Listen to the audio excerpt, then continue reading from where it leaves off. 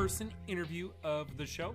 Drew Johnston joins us in the Wombat Den from Platinum Fitness. Drew, thank you for joining us. Yeah, thank you for having me. Two gym locations here in the Metro. We have a more CrossFit-focused facility called 8035 Fitness that is in Grimes.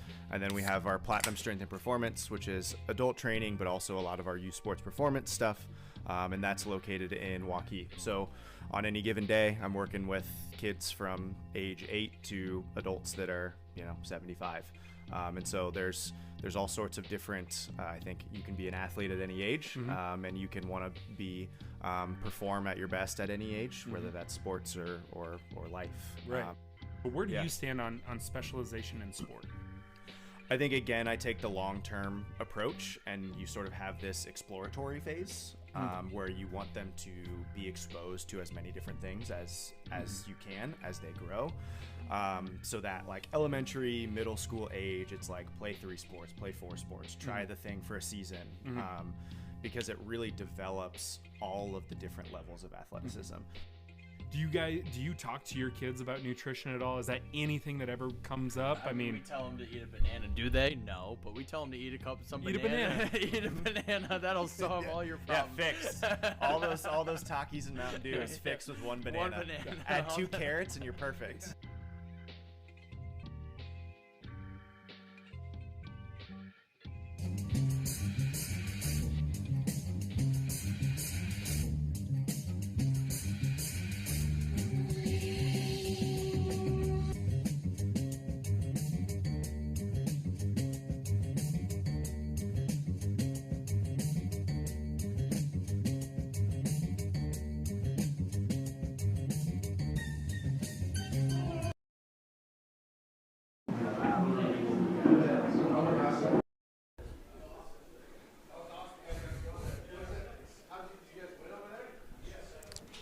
Tom, he's gonna jinx us too.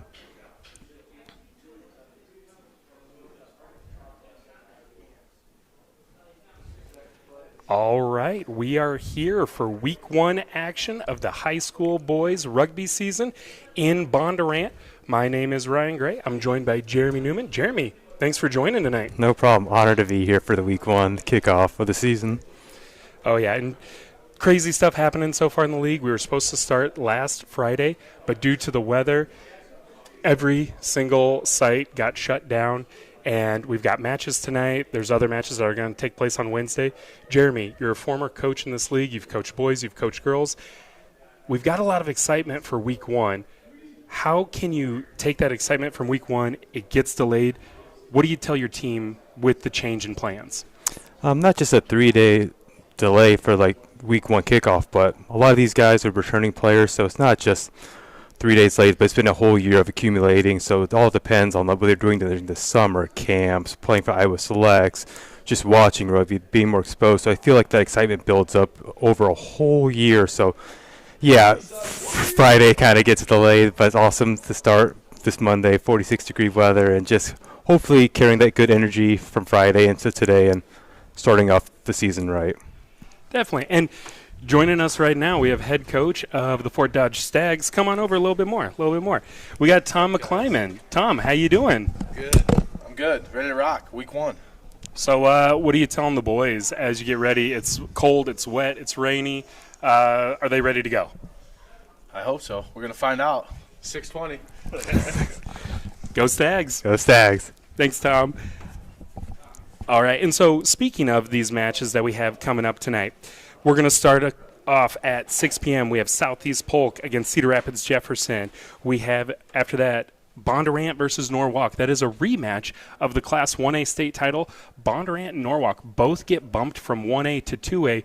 Jeremy, what are you looking forward to with these two teams? I mean, Bondurant has been back-to-back state champs in Class 1A. Norwalk's been right on their tails. Now they're both in 2A. What are you looking for from these clubs making this jump? First off, I hope it's an exciting match because just looking at the stats or watching a live recap of last year's 1A championship, pretty awesome match to watch. But now both of them being bumped up into 2A, and not only this match is important, I feel like they get exposure to a lot of other 2A teams, so I feel like the teams will develop a lot faster, a lot better pace of play, and just better experience overall. So when they do make that jump from high school to college or whatever they choose for maybe a men's team. It's just the better pool of play always develops better teams. So pretty excited for both of these teams to make that jump and see what happens this season for them.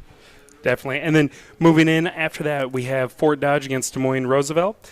And then Cedar Rapids Jefferson will take on Urbandale. And then Indianola will take on brand new club Iowa City High, making the trip down. Really excited to have a brand new club. When you have a brand new team, you've been a part of some new programs.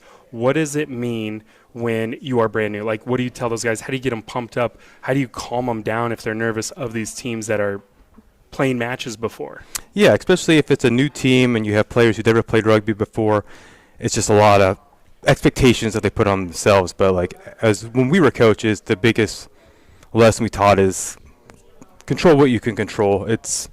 You can't control what the other teams are going to do. You can't control weather, but it's all up to you as the team, coaches, players, or even the parents out there is just buying into the system, really believing in, like, you're putting your time and dedication into it. So you don't know what's going to happen until you get on the field, and you don't win a state championship week one, but it definitely helps set the tone, good or bad. You can learn what the team needs to work on, what coaches we can do better to help establish a game plan, but also just getting on the field. There's nothing more important for developing players, brand new, fourth-year seniors, but the more playing time you have, the better overall you'll be. So it's just kind of getting over that fear, because no matter how nervous you get, once you're on that field, it should just be full-on excitement and ready to go.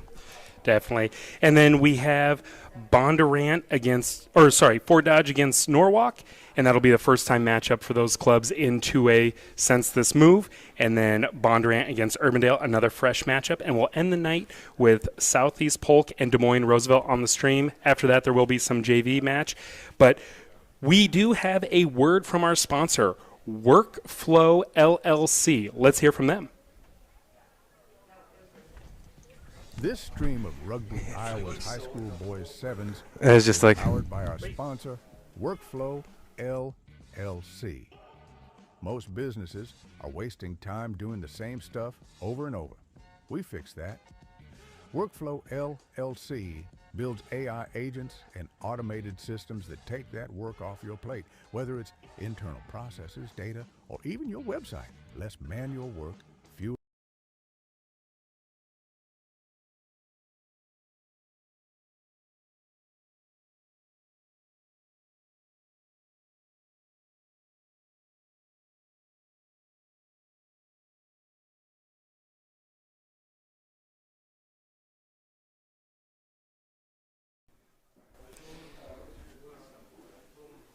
All right, everybody. So we do have brand new equipment, brand new technology, some brand new challenges here. We know the audio is not exactly where we want it to be. We are trying to troubleshoot that at the same time. So thank you for being patient with us. We're excited to bring this stream to you. A lot of new bells and whistles for you, but definitely trying to make sure that we have everything we need for you. Just want to run down here. You can see a quick little rundown of what the other clubs have done. If you want to go ahead and take a look at the field, they are warming up now. They are getting ready to go. You can see Southeast Polk there getting ready. So, again, these are the records from 2025 last year and their state tournament result. You know, Urbandale just missed out on the state tournament, finishing 9th, and Fort Dodge, they snuck into the tournament as the 8th seed, but ended up beating Southeast Polk as in the 5th place match. And so, Jeremy, I want to ask you, Southeast Polk is one of those teams that we've seen them, compete for championships over and over. A 6th place finish last year is, for a lot of teams, they'd be excited with that. With Southeast Polk, that's below where they want to be. Is this other teams are catching up? Southeast Polk taking a step back? What are you seeing, and what do you expect from Southeast Polk in this campaign in 2026? I don't see Southeast Polk taking a step back. I believe the other teams, especially in 2A, have taken big steps forward. I think when we were coaching back in the day, Southeast Polk would have a lot of 3rd or 4-year players returning, so just really developing the chemistry. But like I mentioned, a lot of other 2A teams are now doing the same thing. They're getting freshmen who stick out 4 years, so when they're hitting their 4th year as a senior and playing for select sides, going to more camps, it just kind of closes that gap. So I don't see Southeast Polk taking a step back, but I just think this might be the year where they can finish higher than 6. It's just, you never know, especially in high school 7, with there's 14 minutes of gameplay. The one mistake can be the difference between a win or loss. So Definitely. And I was just going to jump in and say, too, I have these top storylines for tonight, right? As we're looking at these storylines, another one, wanting that success. Urbandale has really produced some high-level talent going into college. They're a club that I've seen consistently. They start off hot. They have a great start of the season, and then they kind of plateau, and they just missed out on state because they went on a stretch near the end of the season where things kind of just stalled out. How do you keep that spark going to get those guys showing up to keep fighting? Because, again, they want it, they work hard, and they can play some really great rugby, but it just looked like they downshifted going into that final stretch. I believe teams like Urbandale, like you said, they start off really hot. It's just sometimes travel, especially if there's some further sites, always kind of takes a toll on teams. And I feel like Urbandale's just been very unlucky with injuries every year that we've seen. It's like they can bring 12 strong players to every match, but then sometimes they're down to 7, which is a little demoralizing for teams because you would want to show up to every match, full rosters you can. So I think what they can do is to break that plateau or to continue to grow week over week. It's not just focus on what went wrong during the matches week over week, but it's really just trying to see what we can do as a whole team or what individual players can do outside of practice to continue to just grow, because rugby is not a one-person sport where one person can win the match, but if everyone does what they can do outside of practice to make themselves better, I feel like that can help break that plateau, like you mentioned earlier. Yeah, and I look for, senior Jacob Huell commit to Iowa State. Really look for him to kind of lead that spark and keep the guys going. He's been doing a lot of great stuff. Winner of the West Des Moines Wombats High Performance Scholarship. Also, he's playing for different Iowa Selects and different programs like that. And also another program that has guys that are playing for high performance teams. You have Fort Dodge. And if you follow Coach Joe Lippert, right, he was going to be on the stream last week. He wasn't able to make it tonight. Jeremy steps in. Friday, Coach Joe will be back. Follow him on Instagram. He also has a Substack where he talks about different rugby things, whether you're a coach or you're a player looking for new skills, new ideas. And he had an article where he wrote about the grit of Fort Dodge. He said that, people outside of Fort Dodge might make a joke. He said he saw T-shirts that said Fort Dodge versus the world. And it's something that, when you see it the first time, you might chuckle. But after living there and coaching at Iowa Central and helping out with the kids in Fort Dodge, he really learned that it is true and there is a grit there. Is this the year that Fort Dodge grit breaks through that ceiling and they win a championship? We're buddies with Coach Tom McClyman. We're pulling for him. Yeah, a little bias there, but he always gets the guys to show up, and they have a solid crew of kids that are competing at a high level and will be going to play in college as well. I know Brennan Stickrod, he's a senior, real tall, fast kid. He just committed to college, I think Iowa Central Community College. They also have, a couple guys that are playing there right now as well. So you think, Tom can get the boys going, get them ready for a state championship run in two-way?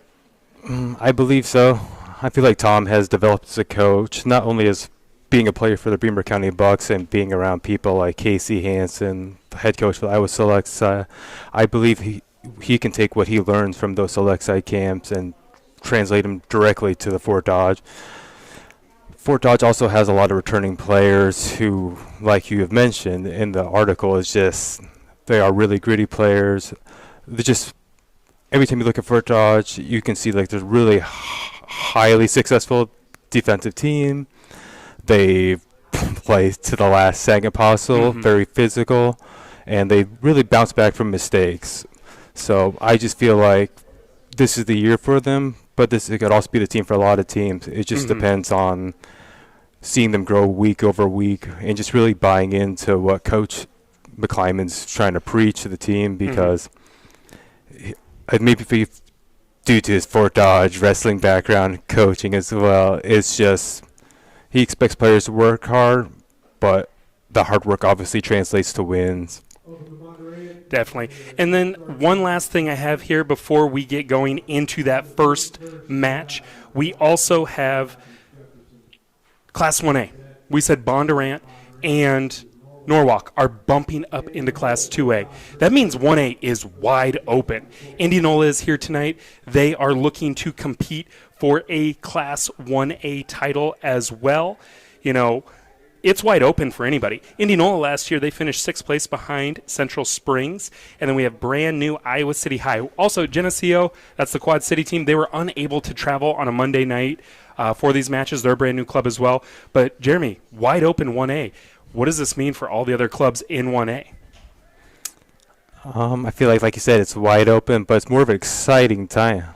So all these teams that were just kind of used to Bondurant kind of blowing through the competition, now there's space for someone else to step up. Mm-hmm. I feel like the competition between each match will be more exciting and just more opportunities to play, especially with these newer teams being able to play against established teams. Definitely. And again, thank you for joining us. This is our Week 1 live stream from Bondurant.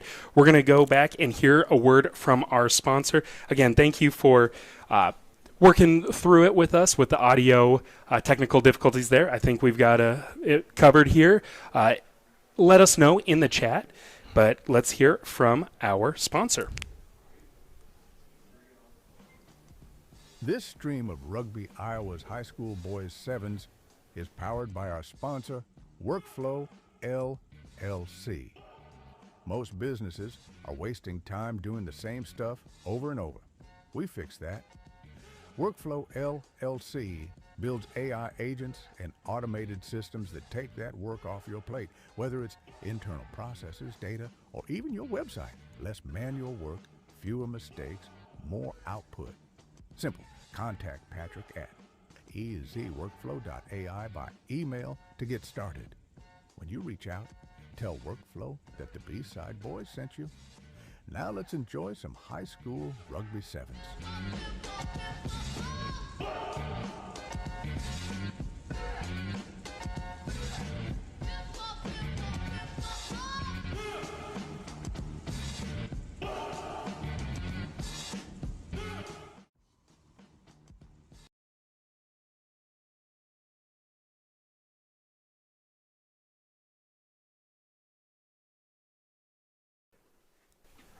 All right, and we are back for our first match of the night. We have Southeast Polk against Cedar Rapids Jefferson.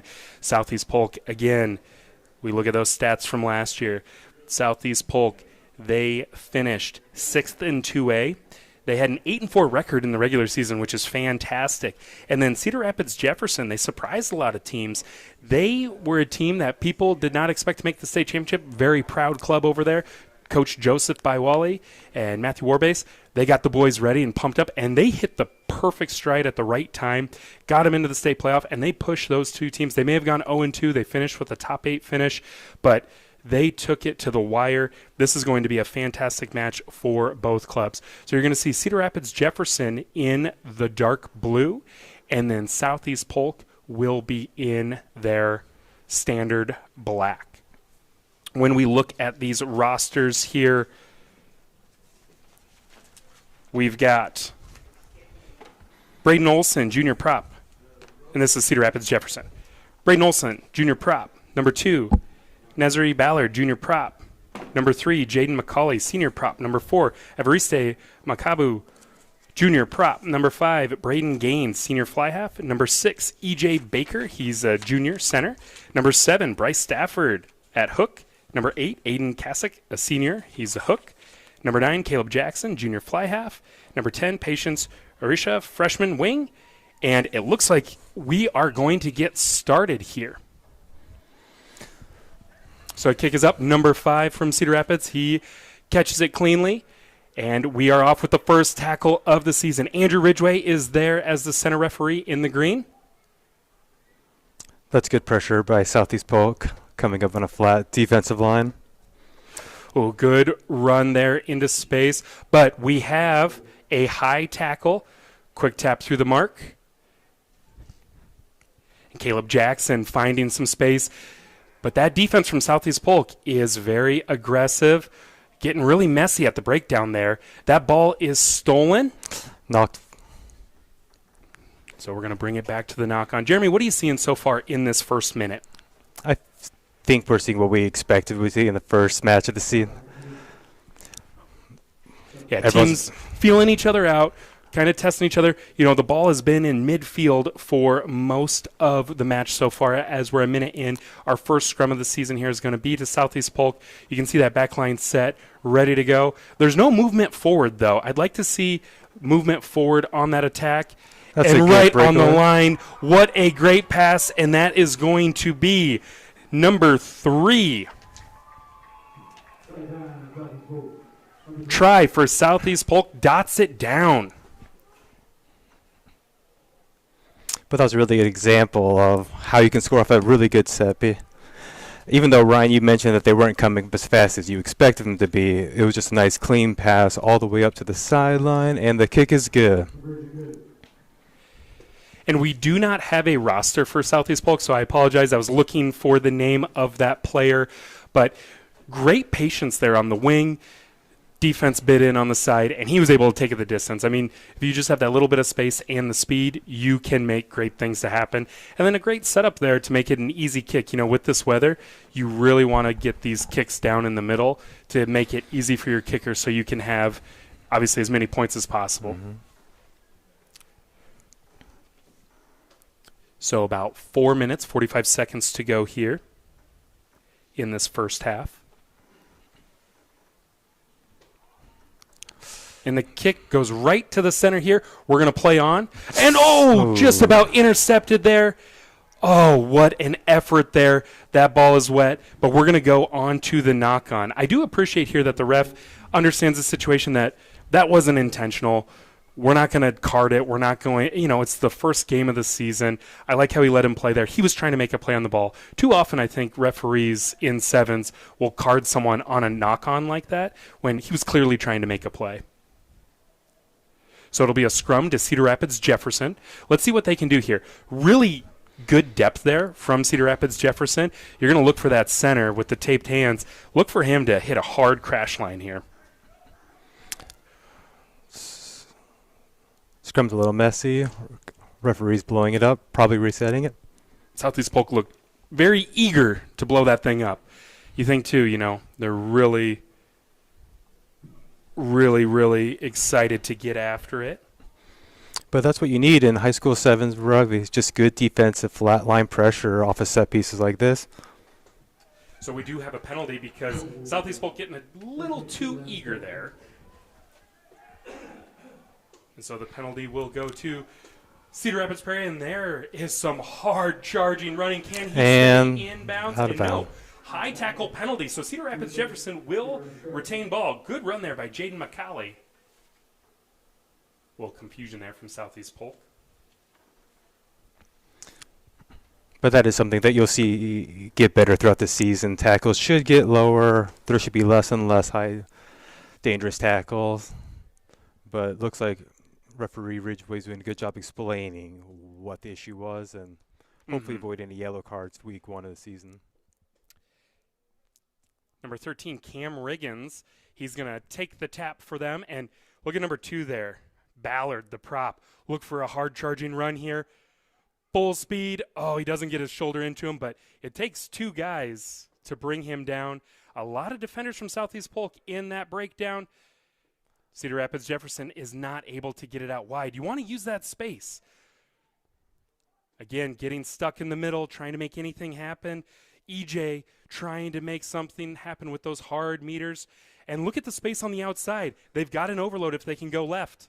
Southeast Polk's doing a good job finishing these tackles, but they're committing a little too many guys in each of these tackles. Another example of 3 defenders in, but they're doing a good job getting on their feet and spreading out as fast as they can. Yeah, I think That's a good what a pop collision there. right there. And like you said, Cedar Rapids Jefferson, they've got an overload, but they don't spin it fast enough. Southeast Polk is able to recover, and they lose the ball. That's going to be a knock-on. We're playing advantage to Southeast Polk. They have the ball. Now, can they make something happen from their own 22? Weak side pick, a little high tackle. Yep, high tackle penalty. We have a minute and a half to go here. Looks like the referee's letting them know what happened. And that's what I like about this referee right here, Andrew Ridgway. You know, he's using his AR, Paul Damagey. They're having a conversation here. We want to get it right. They're setting the tone for the season right here. They're setting the tone for the night.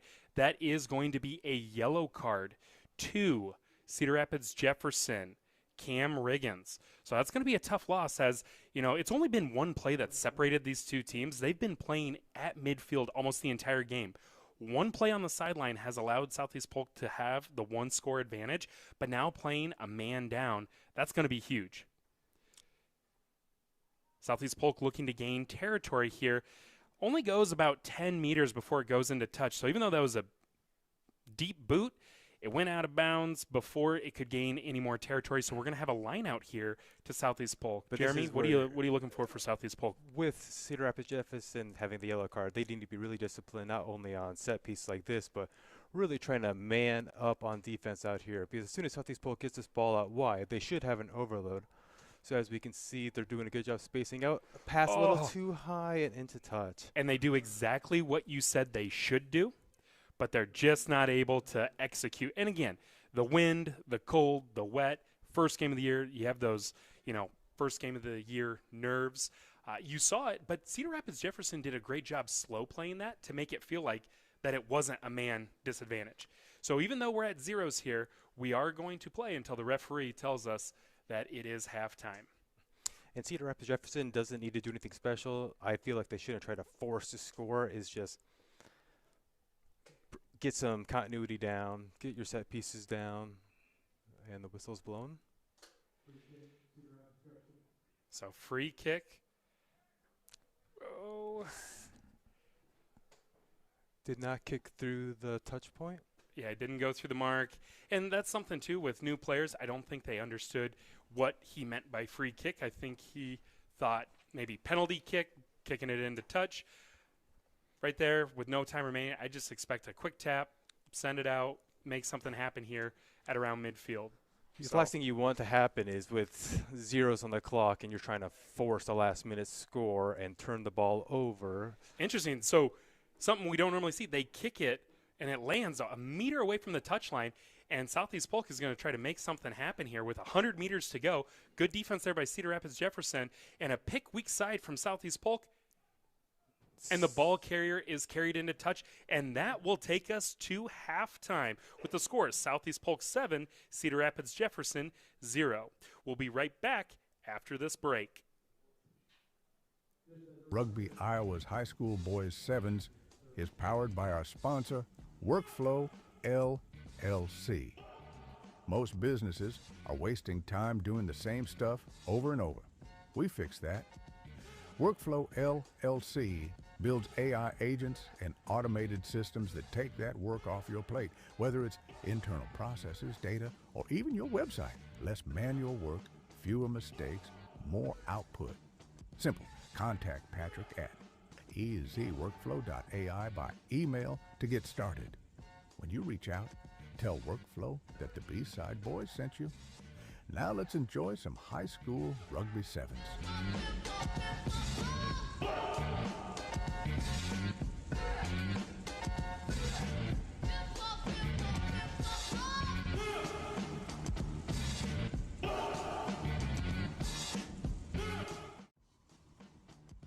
This stream of Rugby Iowa's high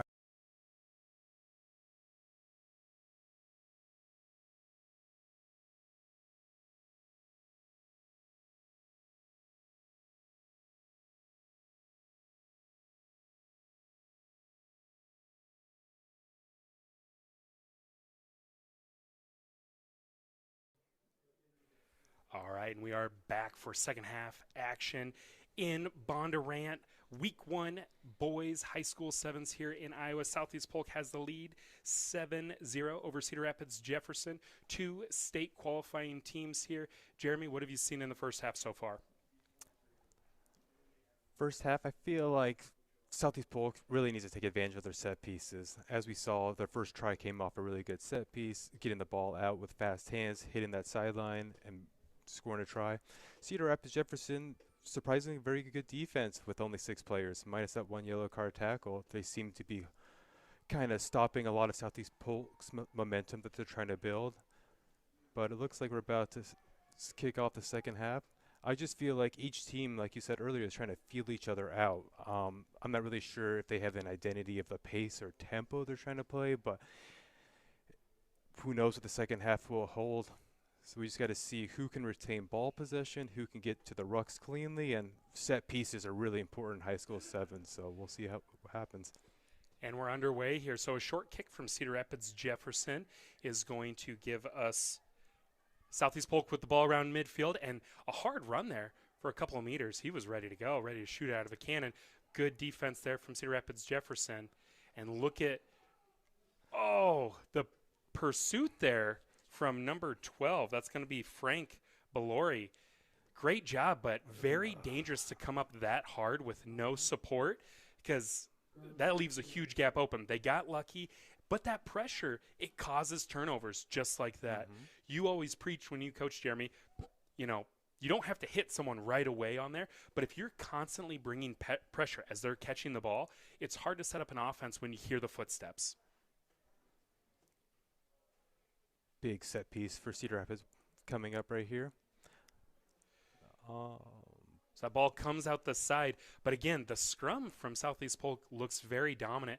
Cedar Rapids Jefferson needs to find a way to get that ball back quick, get it out cleanly so that they can get off and running. Because if they're going to just sit in there, I think Southeast Polk's going to blow them up every single time. You can see Cedar Rapids, number 9, is going to the weak side. So they have split backs right now.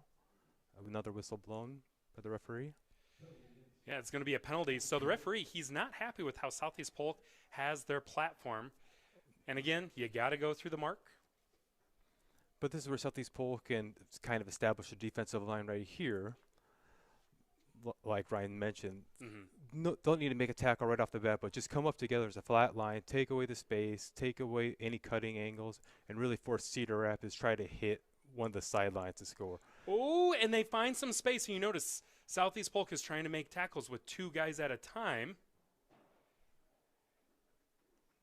Referee's going to cancel that quick line out. Yeah, a little confusion there. So with Southeast Polk making these 2-man tackles, Cedar Rapids Jefferson was able to find some space with that offload, but just too close playing with fire there on the edge. They lose possession with the touch line. That's going to be a line out to Southeast Polk at about the 5-meter line.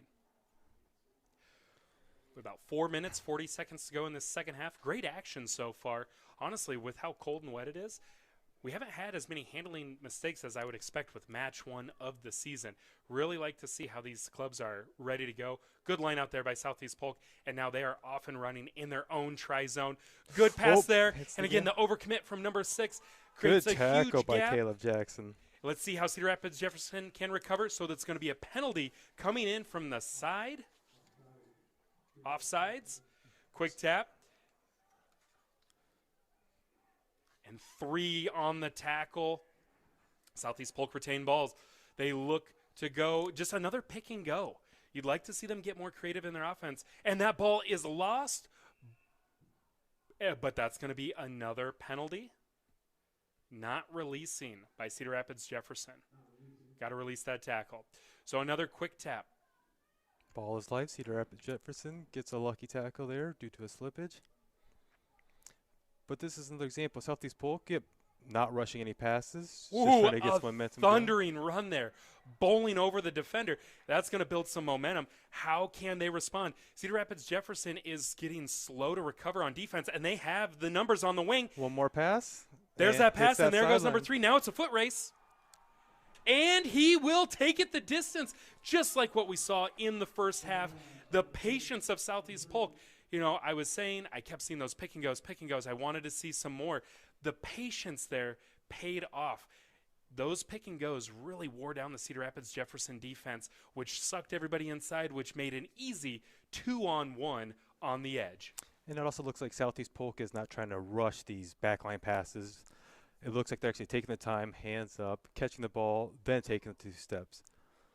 Oh, that kick looked really good. It was straight on, but not enough. Just short. That's going to have Southeast Polk with a lead of 12-0 with 2.5 minutes left. So, Jeremy, as a coach, what are you telling the guys here? You have a 2-try lead. Do you want to kick it deep and play defense and make the other team work, or do you want to kick it short and try to steal that ball back and try to keep that momentum on offense? With this amount of time left, I would try to kick it deep and just play really good defense. It looks like you don't need to force anything. You're not trying to poach the ball. You're not trying to make miracles out of nothing. It's just, let's just try to kill the clock when we have possession, retain possession, and really force Cedar Rapids Jefferson to make some mistakes. Dominant tackle there from Southeast Polk. Really sends a message there. But that ball sneaks out, squirts out, and just a little pick and go, but that is going to be brought back for a knock-on by Southeast Polk. Just kind of lost control of it as he tried picking it up there as it popped out. Cedar Rapids Jefferson will have another chance, but with 1:40 to go, they're going to have a lot of work to do to try to get 2 scores in such a short amount of time. And we haven't seen the offense really on the front foot as much as they would like. I think Cedar Rapids Jefferson on offense doesn't need to do anything special. It's just they have really big runners in the pack. Let's just try to get some phases going, like more than 2 phases, retain possession, then really try to attack the edge if you can get it. It looks like they have a couple of wings that can have a lot of speed in open space, so it's just trying to get those players the ball in open space without a Southeast Polk defender in their face. And unfortunately, Cedar Rapids Jefferson does have a player limping off the field. He comes off on his own power, but that lost a lot of time off the clock. Dominant scrum there from Southeast Polk, but Cedar Rapids Jefferson retains ball. And Tackled Frank into touch. Balori trying to do it himself, runs into touch. Quick throw, and Southeast Polk is off and running.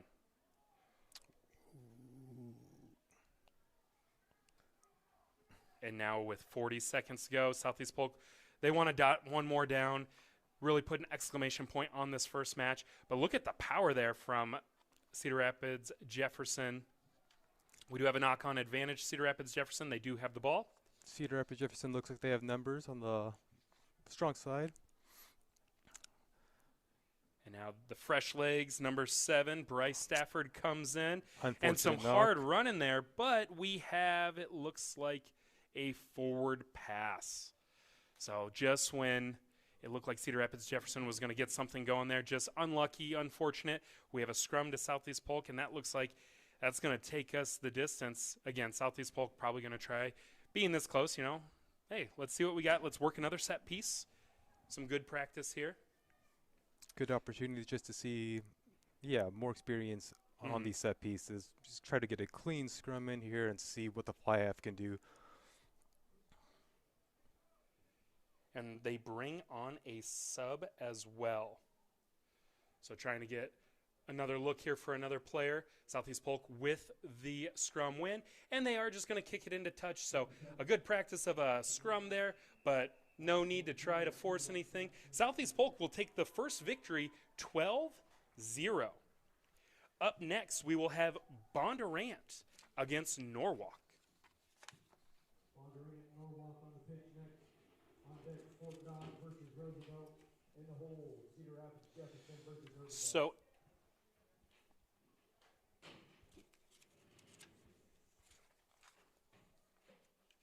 all right. And so we have Bondurant Norwalk up next. After that, it's going to be Fort Dodge against Des Moines Roosevelt. Again, Bondurant and Norwalk. These are two teams that know each other very well. They played each other 3 times last year. Bondurant, they went 3-0 against Norwalk. Their closest match of the season was the state championship final, where Bondurant defeated Norwalk 26-10. So Bondurant, they got the best of them each time they played them, but each time they played Norwalk, they were chipping away. Now both teams are bumped up to Class 2A with the reclassification of 1A and 2A. Really interested to see how these teams respond, but really interesting that, we're having a rematch here of the 1A state championship is now the week 1 2A rematch. If you're the coach of Norwalk, this team beat you 3 times last year. They've won 2 state championships the past 2 years in 1A. They've kind of been that thorn in your side. You guys are both moving up at the same time.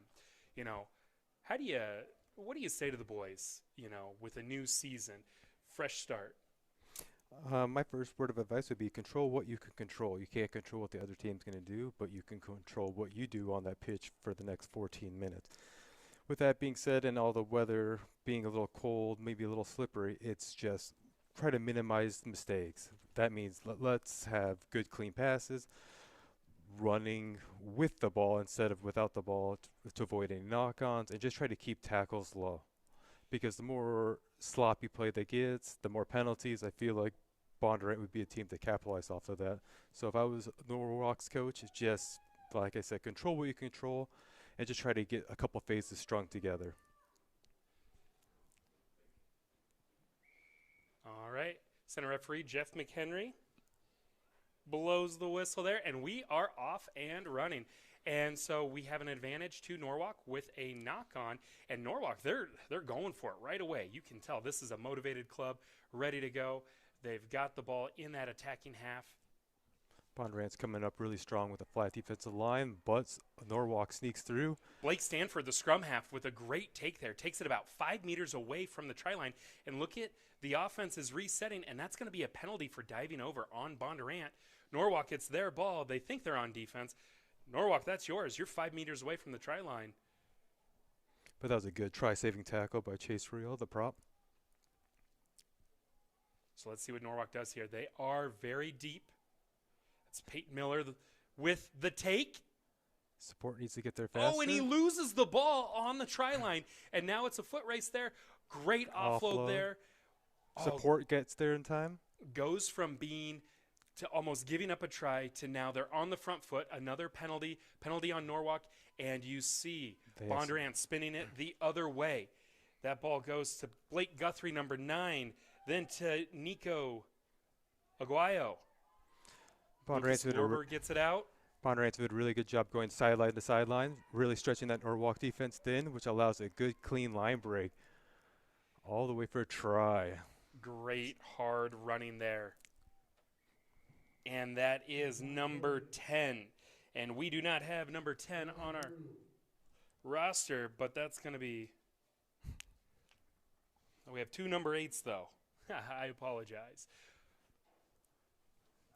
All right.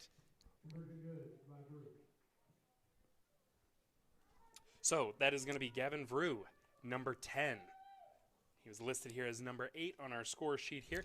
And so Blake Guthrie and Gavin Vrew, they both were just in Florida this past weekend with Rebel Rugby playing down in Tampa. So what a change in temperature and climate. But those are 2 players to keep an eye on that are playing high-level rugby. They're playing high performance with Rebel Rugby, and they're bringing those experiences back here to Iowa, bringing them back to Bondurant, and they're putting them on full display. And what a take there by Braden Olson. But the defense from Bondurant is able to catch up to him, but the back line is set for Norwalk, and they are off and running. A little confusion at the breakdown, but a hard take by number 5. Support gets there in time, thankfully, but it's nice to see both teams really not rushing things off of phases. They're really trying to establish these rocks, get their backline set up, then make the plays.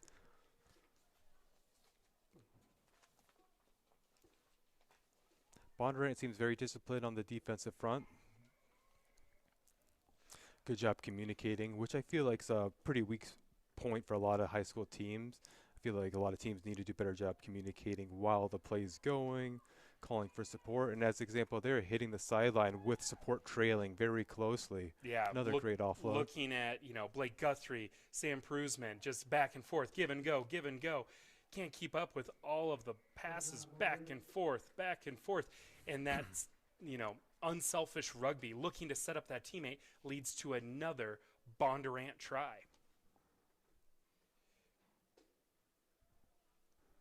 Jeremy, how do you set that up? Like, it just looks like they're so in sync with each other. How does a team build that? And the I feel like that team chemistry comes from not only really good practices, good coaching, but also these players may be playing together year over year. But that's one of the strong points of Bondurant. Every time you see a runner breaking the line, you see 1 or 2 supporting players always trying to be there, either for an offload pass or to get there to rock to set up the next phase. And the kick goes right to about the 18-meter line, bounces off a Norwalk player, but it goes back, so we play on. Stays on his feet, waits for supports to get there. Nice run there by Tristan Shatava. Wyatt Miller gets it out, And that's Nice Alexander Milo Johnstone. Norwalk retaining ball, but it looks like Bondurant got in there with the steal. A good clean poach from Bondurant, and they're going to spin that wide. Good defense on the wing right there. But that's the thing. You don't need to contest every single ruck on defense. And a good pick and go there by Gavin. And he's going to take it the distance for another Bondurant try. Another try for him, and he'll kick this conversion coming up as well. Just good heads-up rugby there. And you can tell he's coming off of a weekend of playing some high-level rugby, and he's picking up right where he left off just a couple days ago, even though it may be about 50, 60 degrees colder. And that kick is good. Got about 1:45 to go in this first half.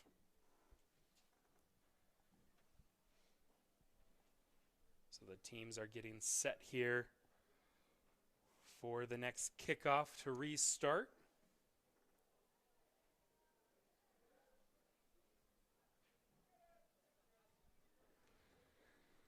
Kicks it almost in the same exact spot.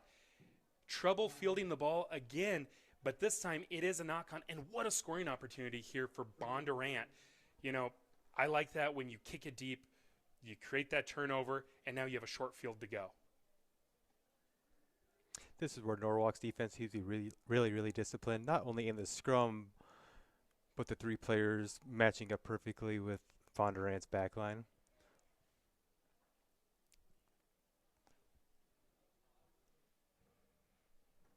And with short time, under a minute here, if I'm Bondurant, you know, I'm looking to put up as many points as I can here. And what a great scoring opportunity and a good opportunity to practice that set piece. Good looking scrum right there. A great platform. And look here, he's going to loop around the outside to try to create that overload. What a nice step. Little spin, making some things happen. And look at his support. He's got 4 guys right behind him. Little goose step. And this just looks like some backyard rugby here. I mean, just keep it away. And with all of that, that's going to be another try for Bondurant. Again, unselfish rugby, looking for the teammate, and every single player on Bondurant is looking to support his teammate. How can I get involved in the next phase, the next phase, the next phase? No one is standing around and watching, and I feel like that is the difference here for Bondurant. Very well said, especially off of that scrum. As you see, all 3 pack players and the scrum have looping immediately as soon as that ball leaves the scrum, which causes a lot of havoc for the Norwalk defense. And that will take us to halftime with a score. Bondurant 26, Norwalk 0. We will be right back.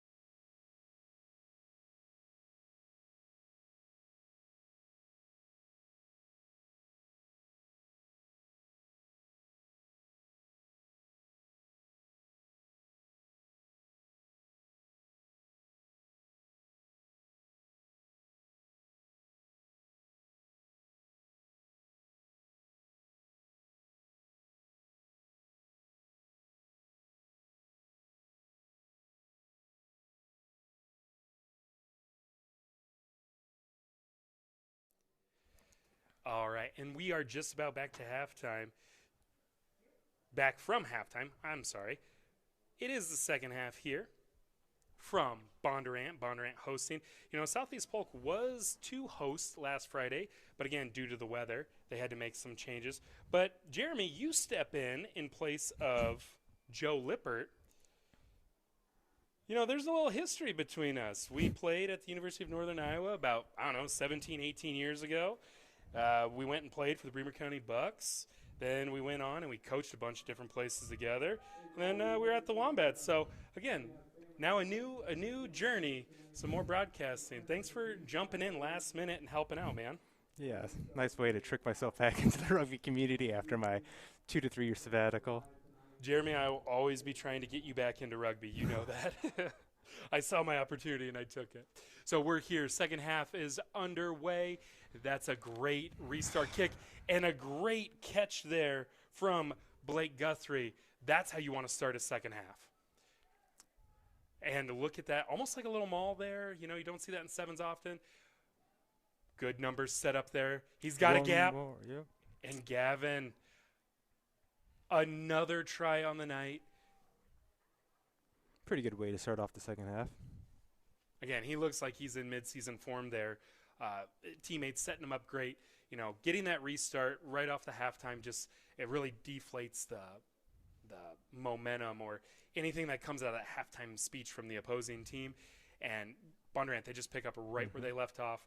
They look like they're ready to make their mark in Class 2. Not only is he a very strong runner, he's looking for the gaps to exploit and hit hard. Instead of just trying to bulldoze over the opposing players, he does a really good job keeping his support on the sideline and also just, like I said, exploiting the gaps when he sees them.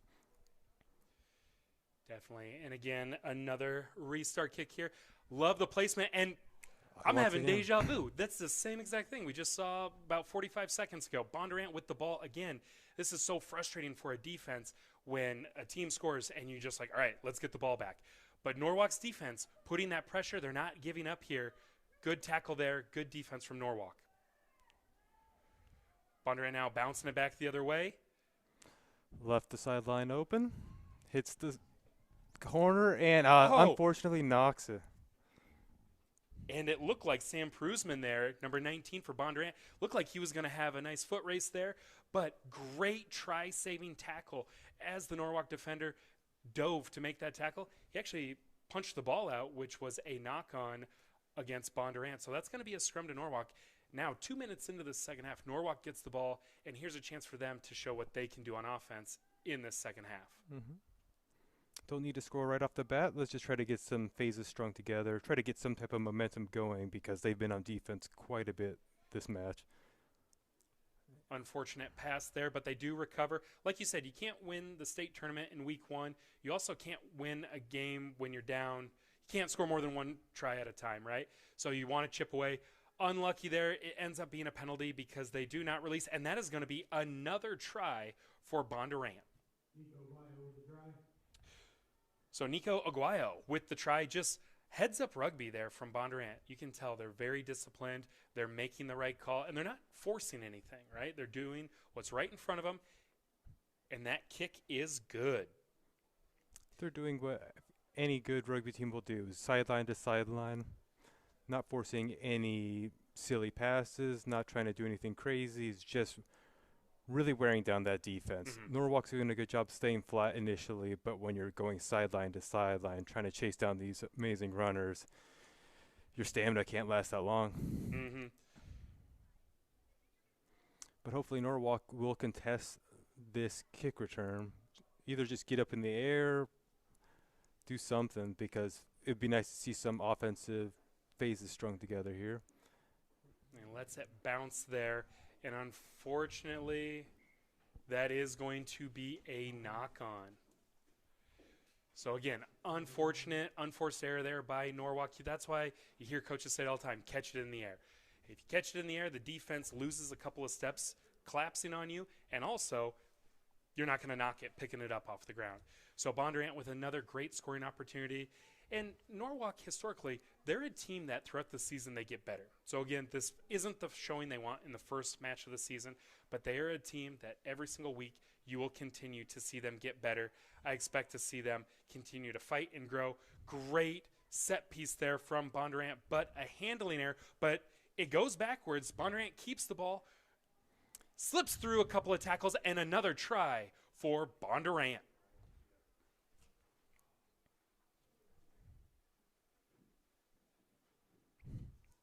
Just another example of sideline to sideline rugby off a set piece.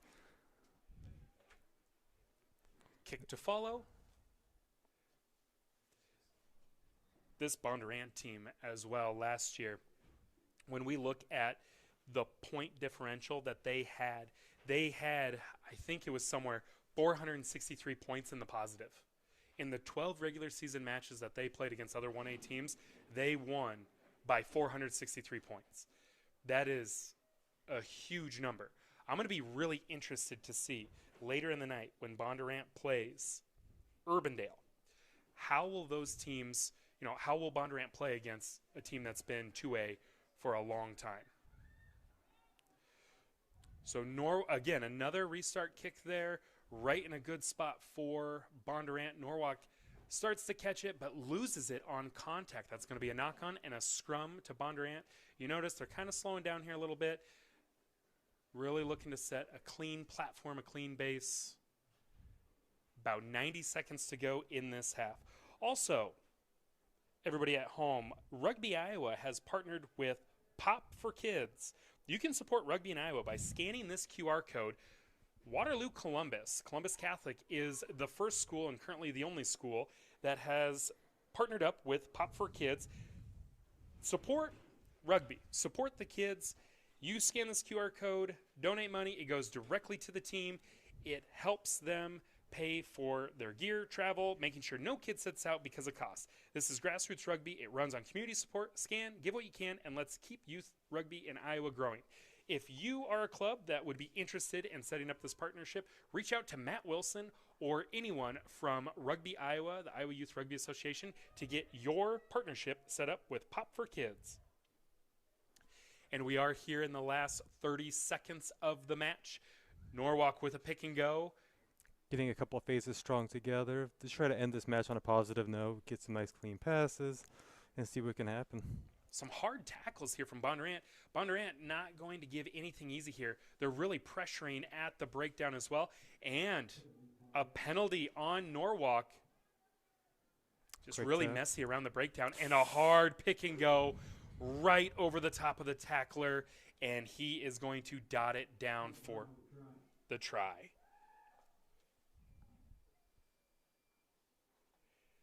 It's going to take the score 48-0 here, Bondurant. What a showing here. They were not the original host for week one. Southeast Polk was unable to move it from Friday to Monday, so Bondurant takes over. And what a showing for this home crowd here. And the kick is up and good. A final score of 50-0. Huge statement win there from Bondurant. Our next match will be Fort Dodge against Des Moines Roosevelt. We will be right back after this break. On deck, Cedar Rapids, Jefferson, Urbandale, in the hole, Indianola. Of Rugby Iowa's high school boys sevens is powered by our sponsor, Workflow LLC. Most businesses are wasting time doing the same stuff over and over. We fix that. Workflow LLC builds AI agents and automated systems that take that work off your plate, whether it's internal processes, data, or even your website. Less manual work, fewer mistakes, more output. Simple. Contact Patrick at ezworkflow.ai by email to get started. When you reach out, tell Workflow that the B-Side Boys sent you. Now let's enjoy some high school rugby sevens.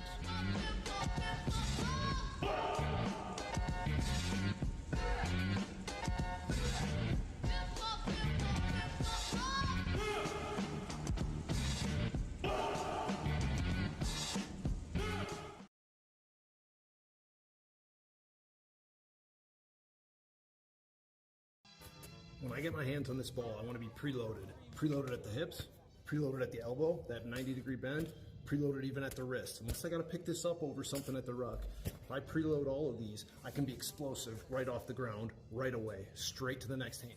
One of those days that reminds you how much you love rugby and why you love it. I am dead tired. I got this nice little bump up here. My legs are bruised as heck. I played 5 games of 10s in La Crosse, Wisconsin with the Eau Claire Orcs. We went 5-0. We won the tournament. Yours truly played every minute at scrum half. Managed 3 tries myself. I feel like I led the boys well around the pitch. But it was a disaster of a day. It was cold. It snowed partway through. It was kind of sloppy fun, social 10s rugby. It was awesome. It was awesome. I haven't played in a while. It's been a couple months since I played. Oh my gosh. I love rugby so much. That was so fun. Shout out to the Orcs. Shout out to all our opponents. It was a really fun day. Such a fun day. Such a fun day. I'm 41 years old. I'm beat to heck. I'm going to go shop. I'm still wearing, I got home. I took most of my stuff off. Fed the baby, read a story, put the baby away. I'm still wearing my pads. I'm going to go hug my rugby ball tonight. What a great day. If you don't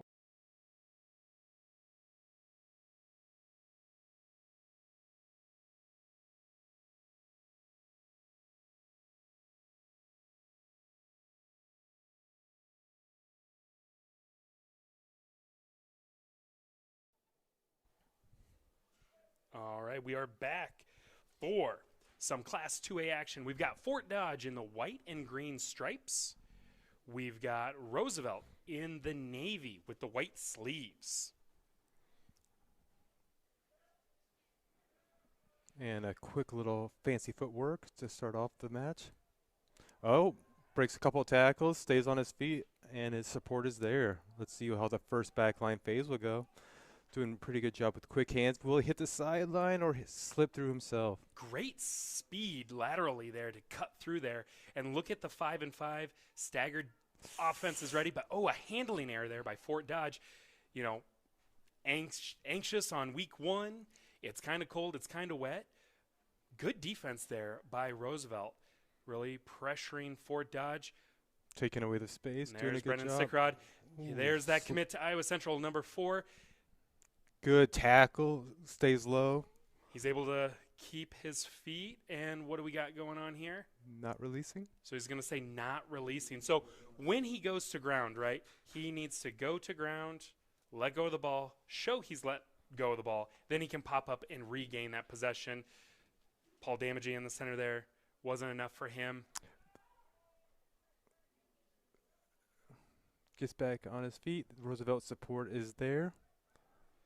Fort Dodge looks to be a little clumped up in the middle on the defense, and Roosevelt has nice little fake pass. Fake switch on the outside, but the support isn't there, and there is a lot of Fort Dodge defenders there ready to make something happen. But we do have a call here, diving over by Fort Dodge, so penalty. Ball retains with Roosevelt. Too excited there. Unforced error. Opportunity squandered away there by Roosevelt. Just got too excited and lost the ball there.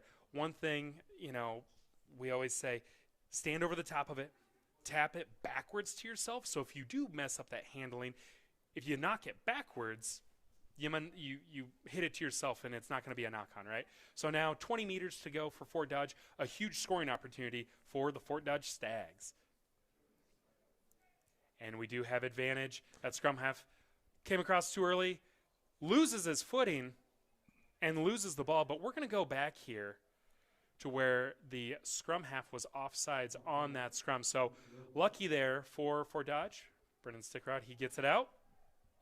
And they got a 3-on-2, but he's just going to take the gap himself and dot it down for the try. Fort Dodge on the board first with 4.5 minutes to go in the first half. Jeremy, what set up that try there? I believe it's just another good example of a set piece. Fort Dodge backline staying true, staggered, and just finding the holes to exploit. Instead of trying to run through players, just try to hit some gaps and really try to attack the edge. Owen Stokes there with the conversion kick. Fort Dodge is up 7-0.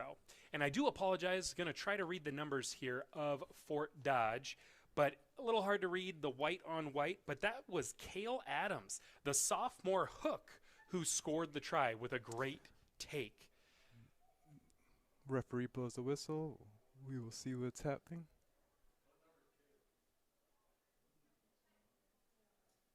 right, so we're going to reset here.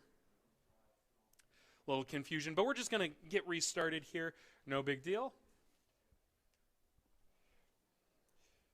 Everything goes to the referee in the middle on his whistle, on his watch, and he says we are good to go.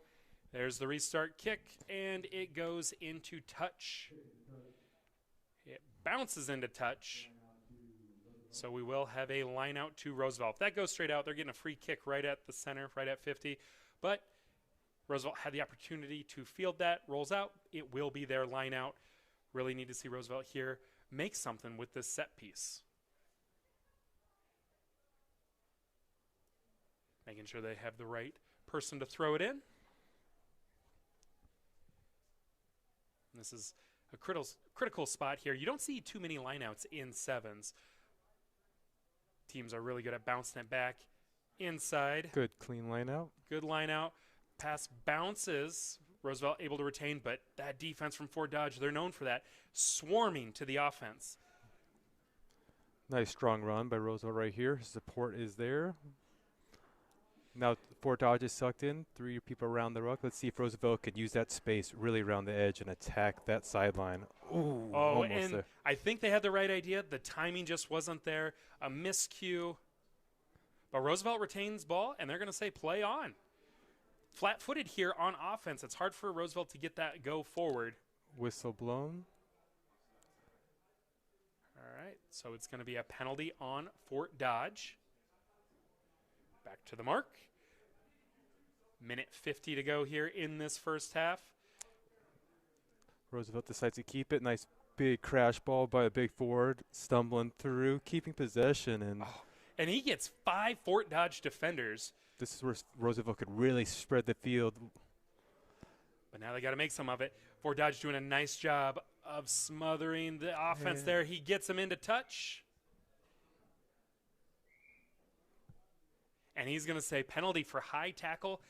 I was wondering if he was going to say he was kind of around the sternum, collarbone there. And spinning the player, I know he was trying to get him into touch, but by spinning him, it really leads that referee to make that call. Nice strong run again by number. Roosevelt's showing up here. They're like, people talk about Fort Dodge being physical. Guess what? We're physical too. Nice gap. Loses the ball in contact. But the ball is still alive. So let's continue to play. Got to turn around, play defense. Nice try saving tackle on the sideline there. Retains possession, runs it himself again. Support does get there in time. It looks like there's an overload to the left side of the field. So let's see if Fort Dodge can capitalize. And he breaks through the tackle, and he's got more support with him. Can they bounce it back to the right side? Because he's got numbers on the right side, but he also has on the left a 2-on-1. That ball's on the ground. It goes backwards. They retain ball. Good defense there by Roosevelt. Now can Fort Dodge use their space? They have 4 guys on offense against the 3 on defense, but he's just going to cut through, slide right through the middle of the defense, cuts through like hot butter. That's a try for Fort Dodge. And with short time on the clock, that's going to be Cale Adams.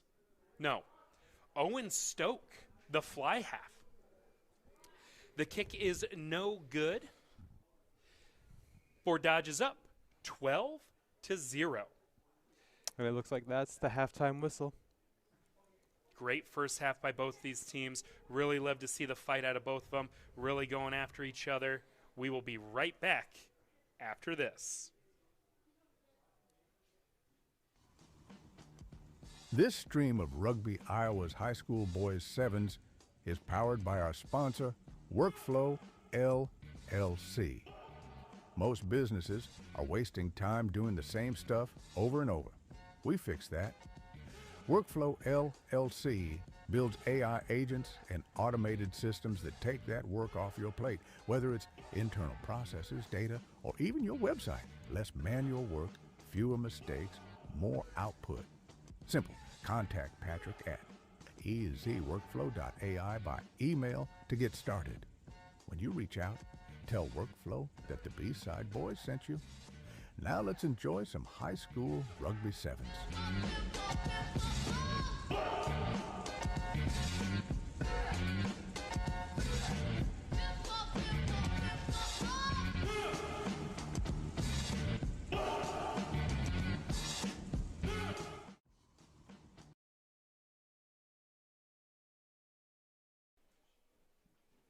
just about underway here to get to the second half.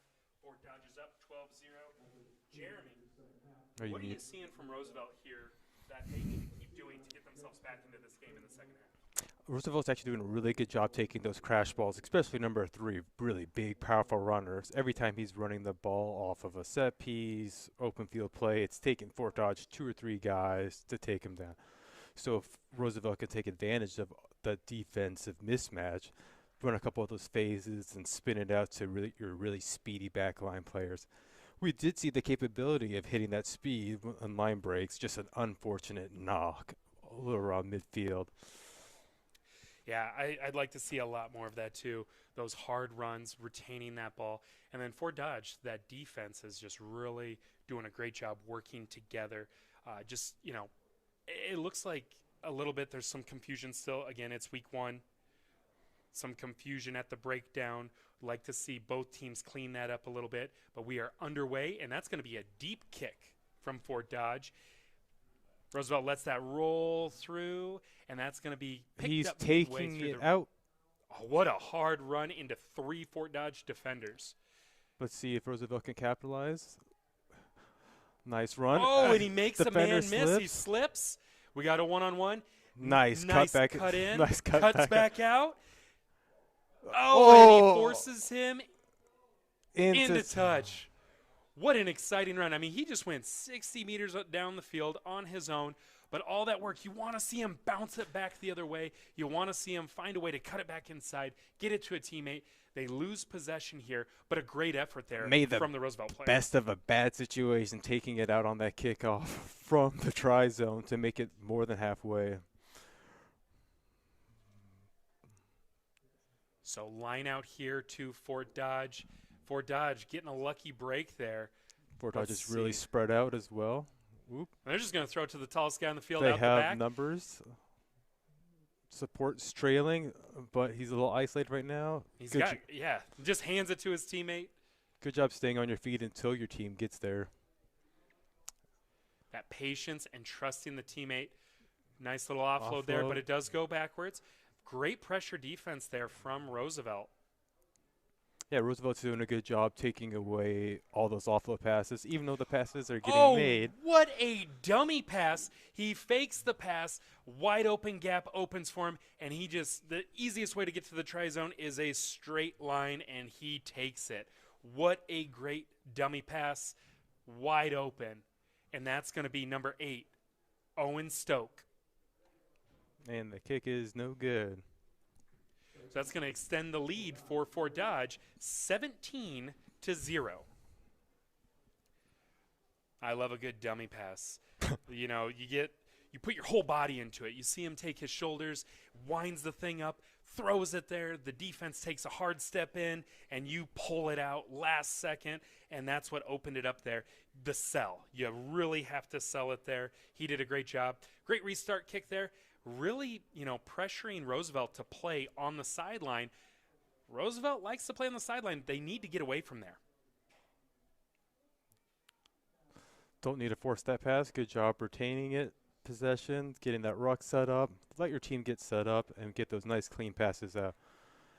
Ooh, that's nice little stiff arm. Takes 2 defenders and unfortunate knock.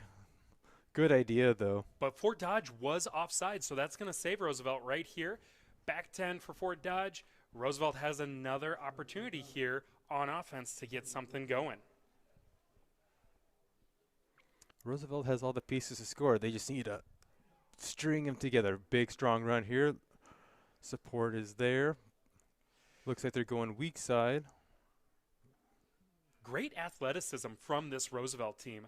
I like what I'm seeing. If they can string some things together and be able to work that ball back to the inside and find that space, they've got the athletes. Now it's putting the game plan together.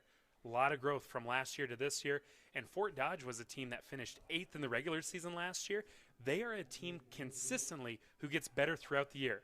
I know they want more out of this performance right here. A lot of penalties so far.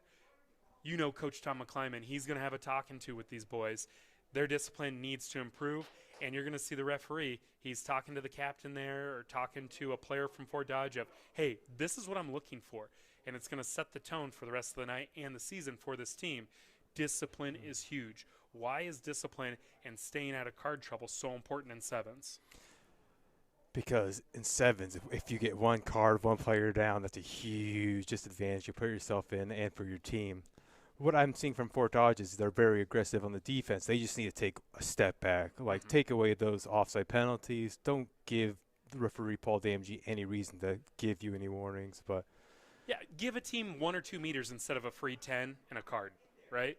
So look for them to try to fix that here, but good hard running. I love the go forward there from Roosevelt. They've got the depth, and they're catching the ball on the front foot. Here's a pick and go from number 5, carrying 3 Fort Dodge defenders.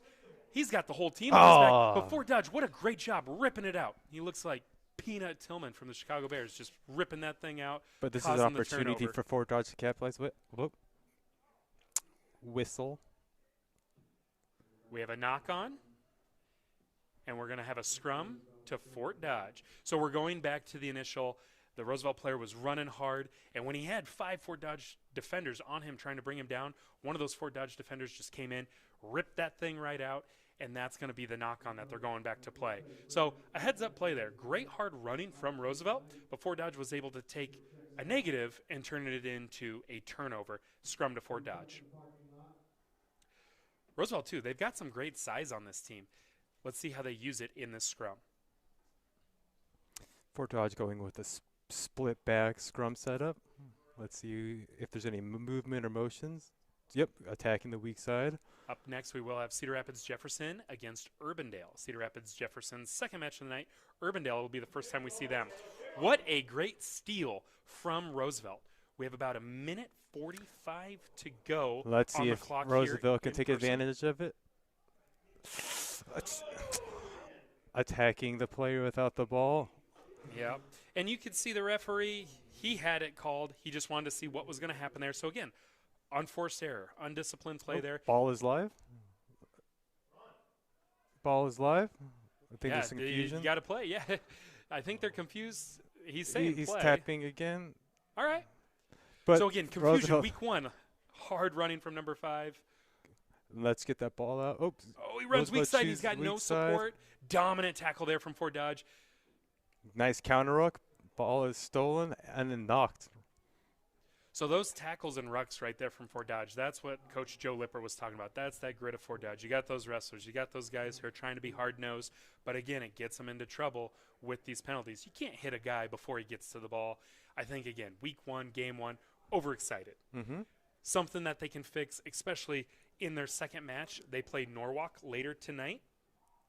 It looks like there's substitutions on both sides. Hopefully, fresh legs will bring some new energy and maybe some scoring opportunities for both sides before the match ends. Yeah, 30 seconds here. And, again, when you are looking at a game like this, you have 2 matches. This is both teams' first match. Even though it may be too big of a deficit for Roosevelt to come back from right now, you want to build to that second match. Mm-hmm. Same with Fort Dodge. Hey, let's clean up our discipline here in these final seconds because we have 11 more matches on the season. We have 1 more match on the night. How do we clean it up?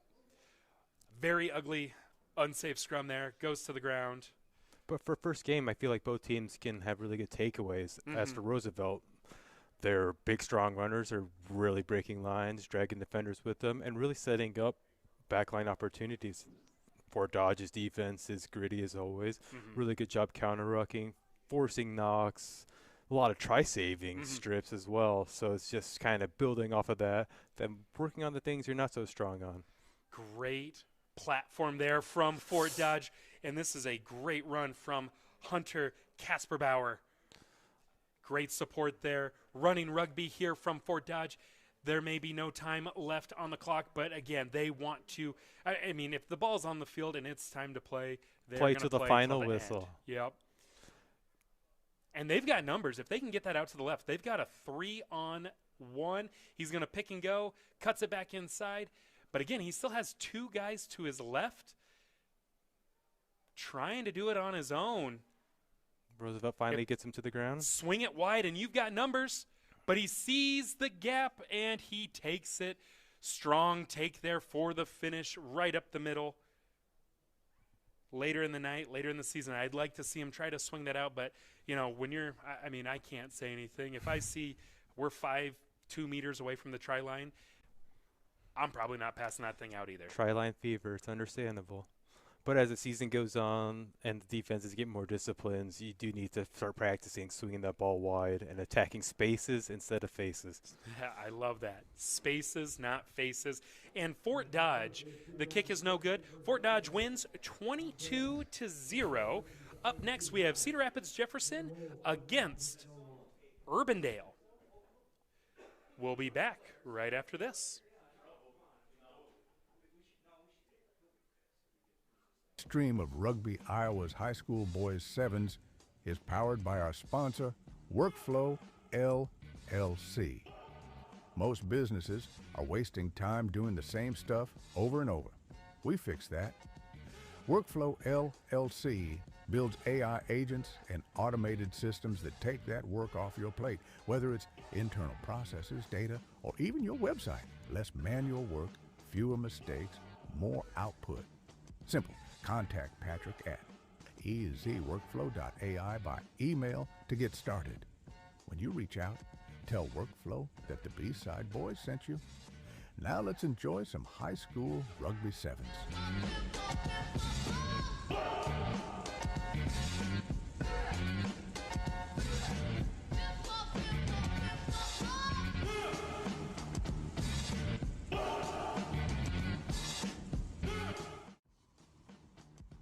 This stream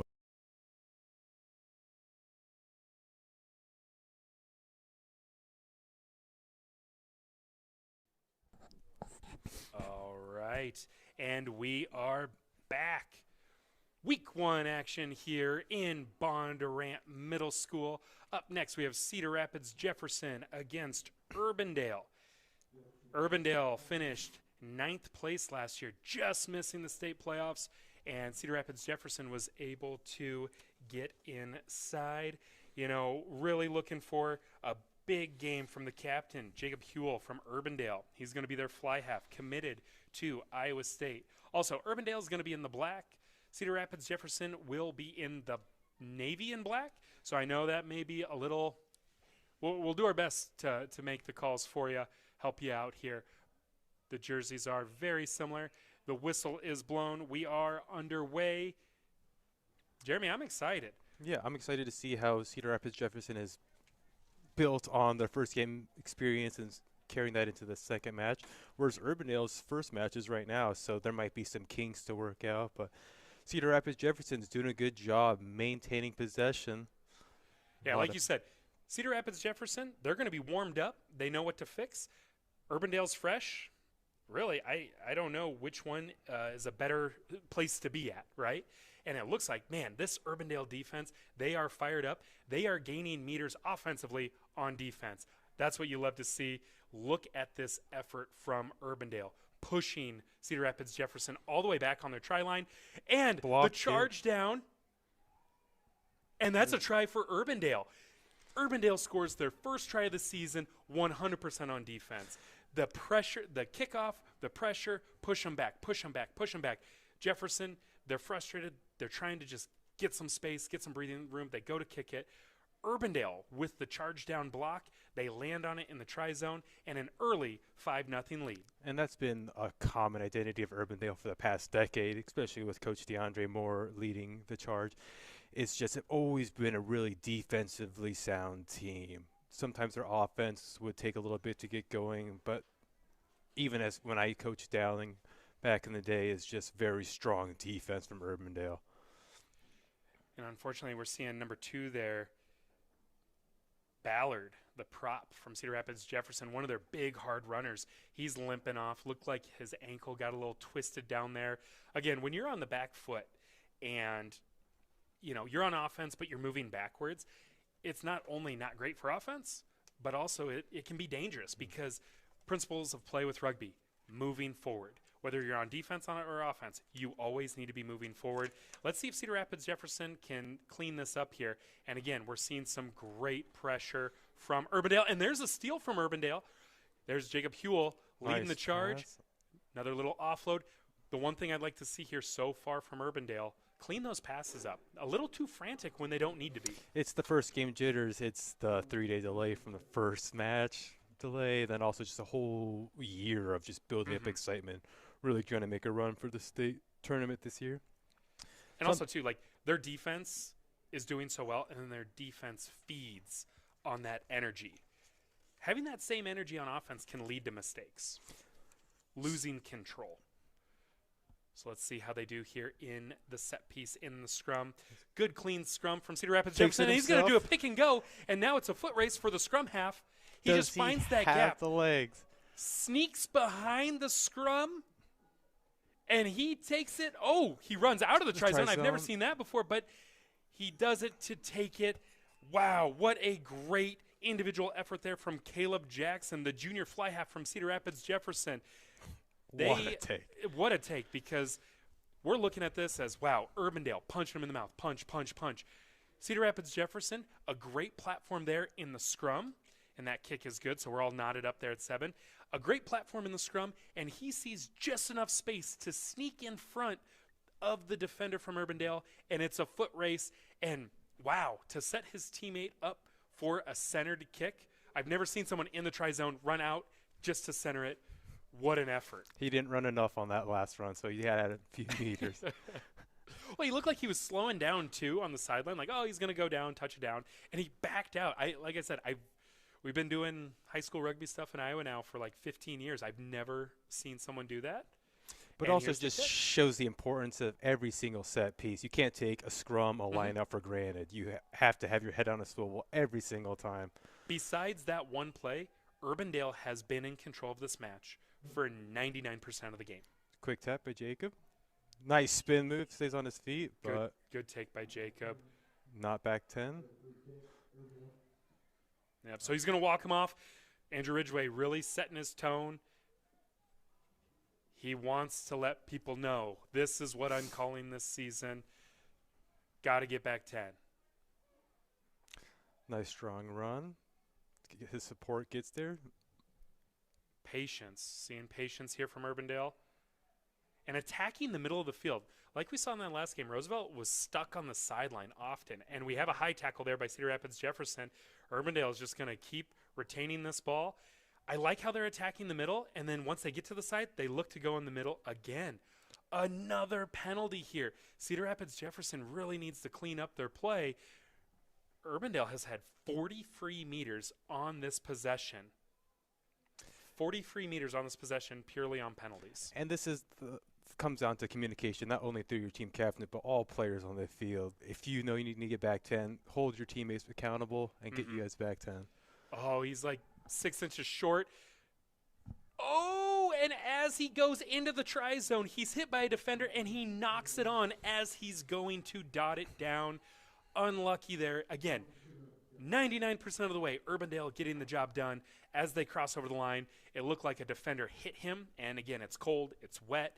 Everybody's excited. We see some substitutions here. About a minute, 10 seconds left to go in this first half. And if I'm Urbandale, watch out. This is how Jefferson scored last time. Really need to have heads-up defense here in watching this scrum half. So scrum half looking for help, but he doesn't have the guys where he thinks they're going to be. Oh, nice what an offload offload pass. And now it's a foot race. Can he break that last Oh, tackle? and he does. Keeps Is he the going to stay in speed. touch? And runs oh, into touch. you want to Ooh. see him cut in. That's E.J. Baker, the junior center. What a great effort. A great offload there from the scrum half, Caleb Jackson. So he's actually listed as their fly half, but he's playing at scrum half. Great offload there to E.J. Baker, but E.J.'s got to learn. The sideline is not your friend when you're on offense. It's another defender on the field. Yeah. But it looks like, unfortunately, an Urbandale player may have taken a cleat to the face area, so referee has stopped play to check on the player. And we'll actually take a break right here. Go ahead, take a look at our notes for the night, and we will be back shortly.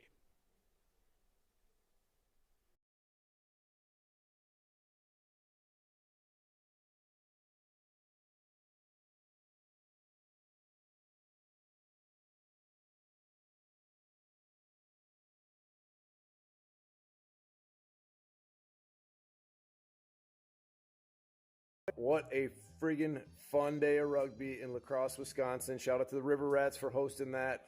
Shout out to the Orcs. Thank you, all the opponents.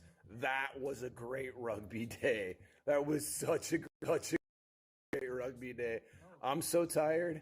I'm going to go eat a steak and take a shower and go to bed.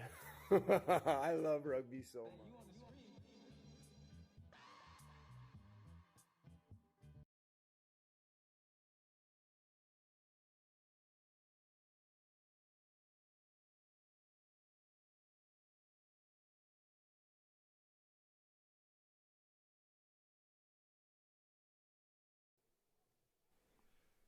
All right, and that player is heading off the field again next week. That's actually this Friday. We will be in Cedar Rapids for week 2. So a short week here for these athletes. They've got matches tonight, matches again on Friday. I know some of the makeup matches are actually happening, like Valley is going to be going to Cedar Falls this Wednesday, and then on Friday they'll be in Cedar Rapids. So got to get all these matches in, right? Spring, you can never predict the weather. And we got to get them in before the state tournament. We got 15s after the 7th season. A good line out there. You know, that player from Urbandale made a try-saving tackle. Ooh. Big collision there. What a collision there. Whistle is blown. Yeah, referee does not like how that contact happened. There's been a lot of undisciplined play there. And the center referee, he's going to use his AR. They're going to have a conversation here. It's nice that we have certified referees as assistant referees on the side. They both can be in the center. They both are center referees. They both have a great depth of knowledge, but they're having a conversation of, okay, what is fair? What did you see? What should we do? Because, again, we want kids playing rugby. You don't want to ever have to send anyone off, but if there is foul play and it does merit, people will be sent off for yellow or red cards. So we got to keep the kids safe. It is sometimes a dangerous sport, but the laws of the game keep it safe, but you have to play within those laws and within those rules. And so here comes the ruling from the referee. And actually, we have another injured player from that hit.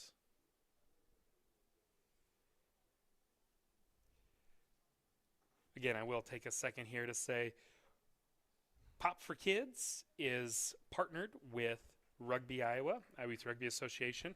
Waterloo Columbus is the first team to partner with Pop.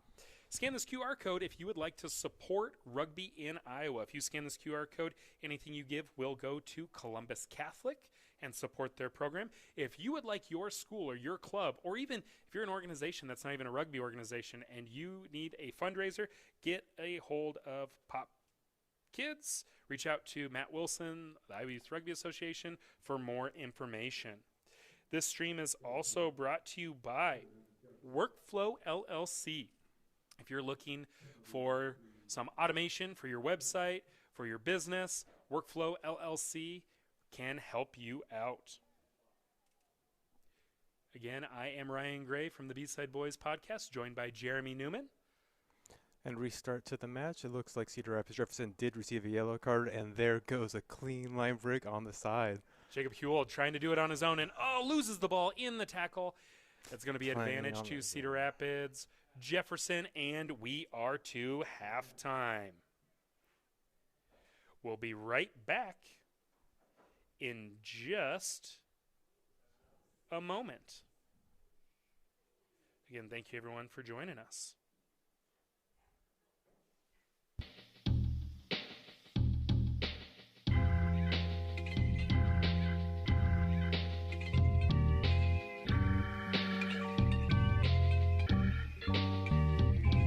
In-person interview of the show. Drew Johnston joins us in the Wombat Den from Platinum Fitness. Drew, thank you for joining us. Yeah, thank you for having me. 2 gym locations here in the metro.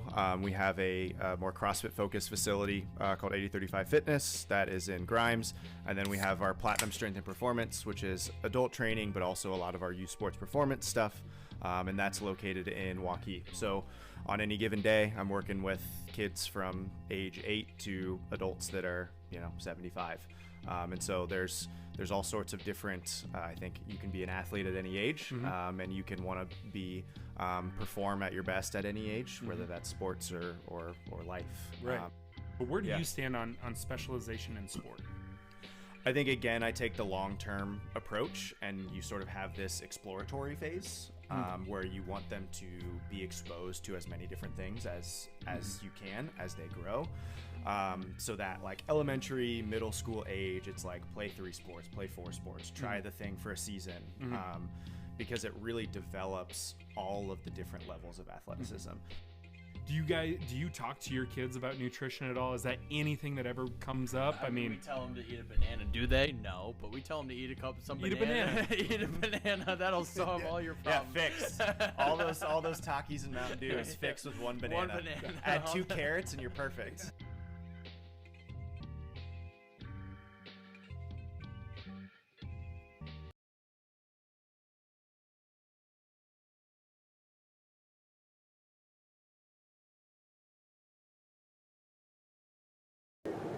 all right, and we're just about ready to get underway with the second half. As you can see here, what's great about this league are referees. They meet in between each match to make sure they're all on the same page, creating the best platform possible for our kids to play the best brand of rugby possible. It's a good thing to have, right?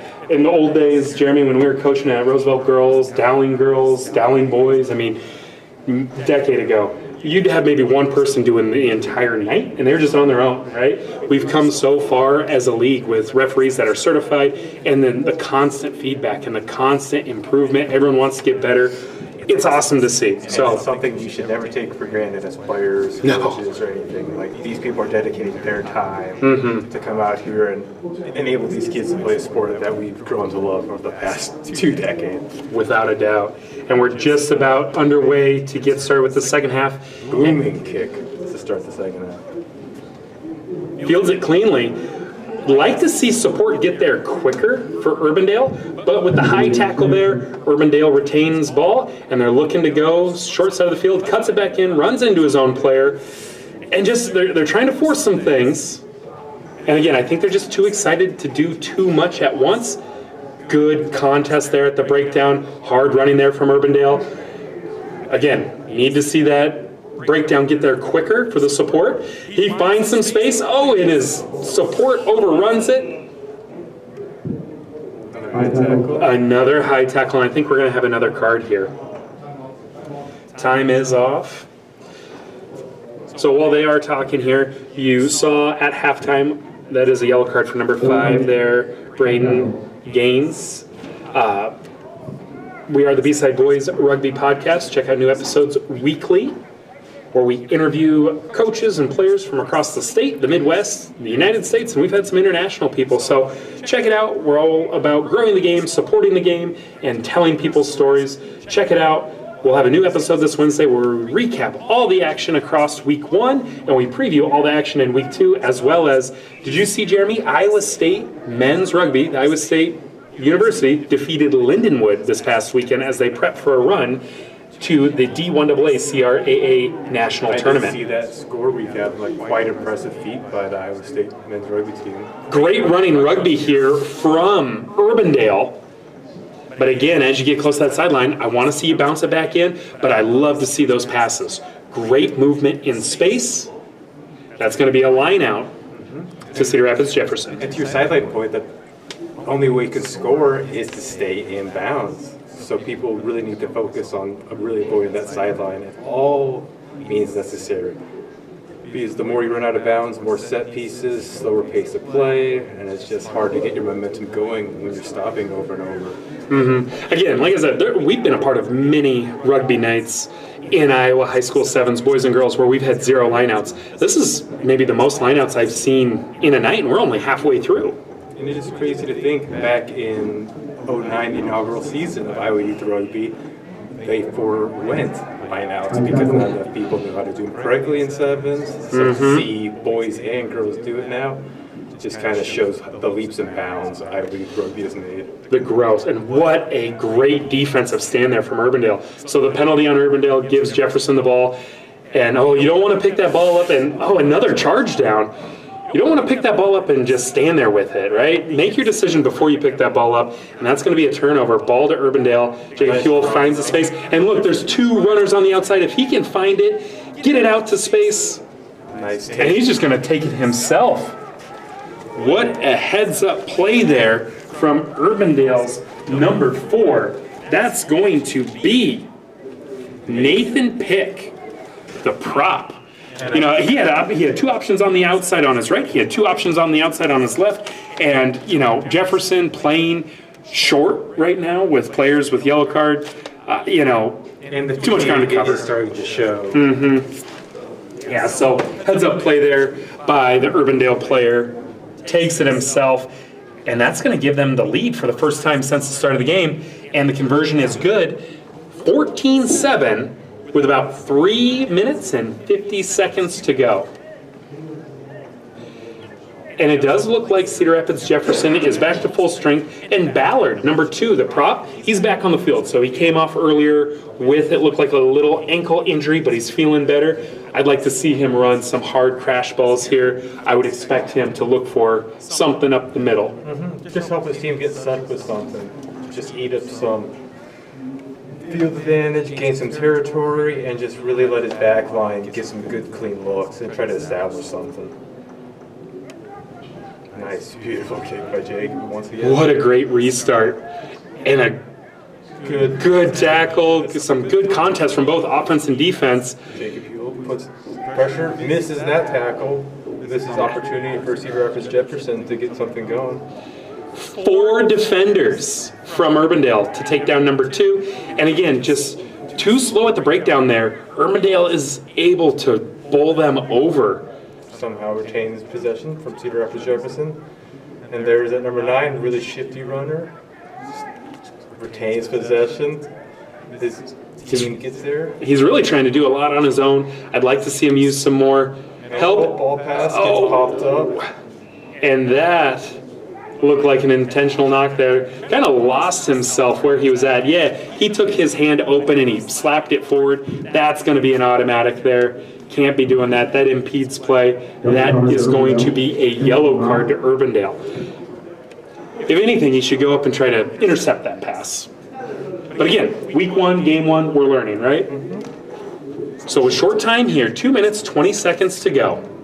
Cedar Rapids Jefferson has about the length of about 25, 30 meters to go. Quick tap, and he's got the support. But he needs help now to get that support. I'd like to see him get a better running start there. And he doesn't put it to ground, and that ball gets lost. And it gets messy at the breakdown. Going back and forth, the referee says. So we're going to have a scrum to Cedar Rapids Jefferson. Yeah, if we're going to give that ball to number 2 there, I want to see him with a running start. I understand, you know, the scrum half, he's kind of slow playing it. He wants the defense to bite, but when you're going that slow, the defense can slide and adapt. If you have someone, you know, science, right? Mass, velocity, speed, put it all together, he's going to run through people. The more you slow him down, the less likely he's going to run someone over.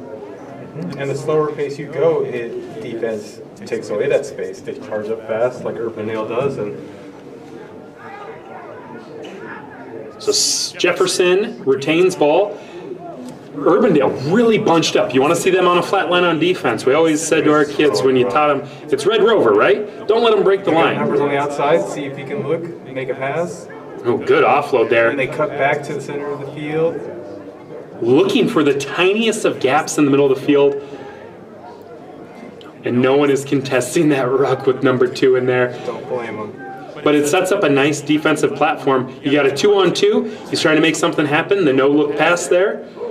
Cuts it back towards where the Urbandale defense is already set. Cedar Rapids Jefferson player seems to have tweaked his ankle pretty hard. Yeah, and because the pick and go goes towards that player, the referee is going to stop the game, stop the time. We're going to take a second here again for a trainer or a substitution to come and take a look.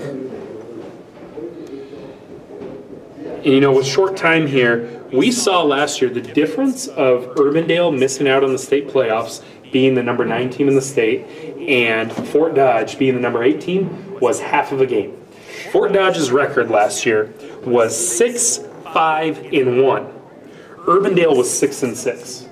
Right now, with about 30 seconds to go in the match, Urbandale is up 14-7. even though they're kind of at this point, teams are tired, guys are on their knees, they've got more than half the field to go, they cannot have a mental lapse here and give up a tie. You got to walk away with a win. And for Jefferson, you got to walk away with a tie.